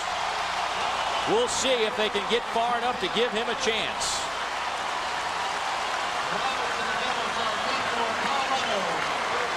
Well, you start talking about his range, Dave, you've got to get to the 40, 45, maybe 50-yard line. Well, he hit a 60-yarder back in 2004. Now, do you kick deep to him or do you squib kick? 46 seconds left. I don't know if you kick deep and look for the return. And the clock starts when the foot touches the football. Robinson will bring it out. Robinson to the 20-yard line. Actually, they'll mark it back at the 19. And as soon as the ball is set for play, the clock will begin. There are 37 seconds, so Colorado had better be ready to go. Got to get your team out there, not on the sideline. You got to get them out on the field. And they set that ball. Here goes the clock. They're set on the ball. And the clock is rolling. Georgia getting set defensively, a 4-man front. Jackson under pressure, dropped at the 19. Tony Taylor with the 10th tackle of the game for the linebacker. Now you got to throw, hold that timeout. You got to try to throw. No timeouts for the Buffaloes. Yep, no timeouts. Spike it. Wow.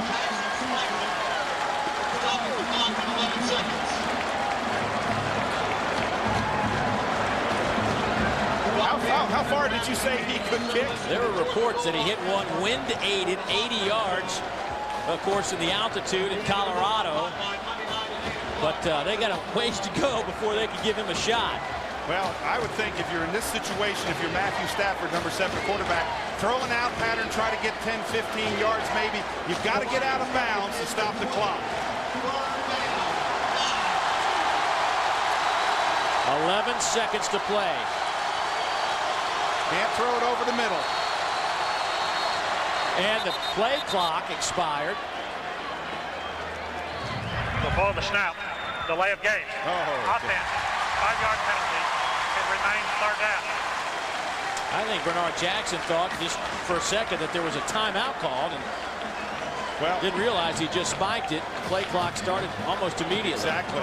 Now, you can stop the clock if, I want to make sure this is clear, if they get out past the 30-yard line and they get a 1st down, they can stop the clock that way, but then you've got to hurry. You've got to be up on the ball when they get ready to snap it.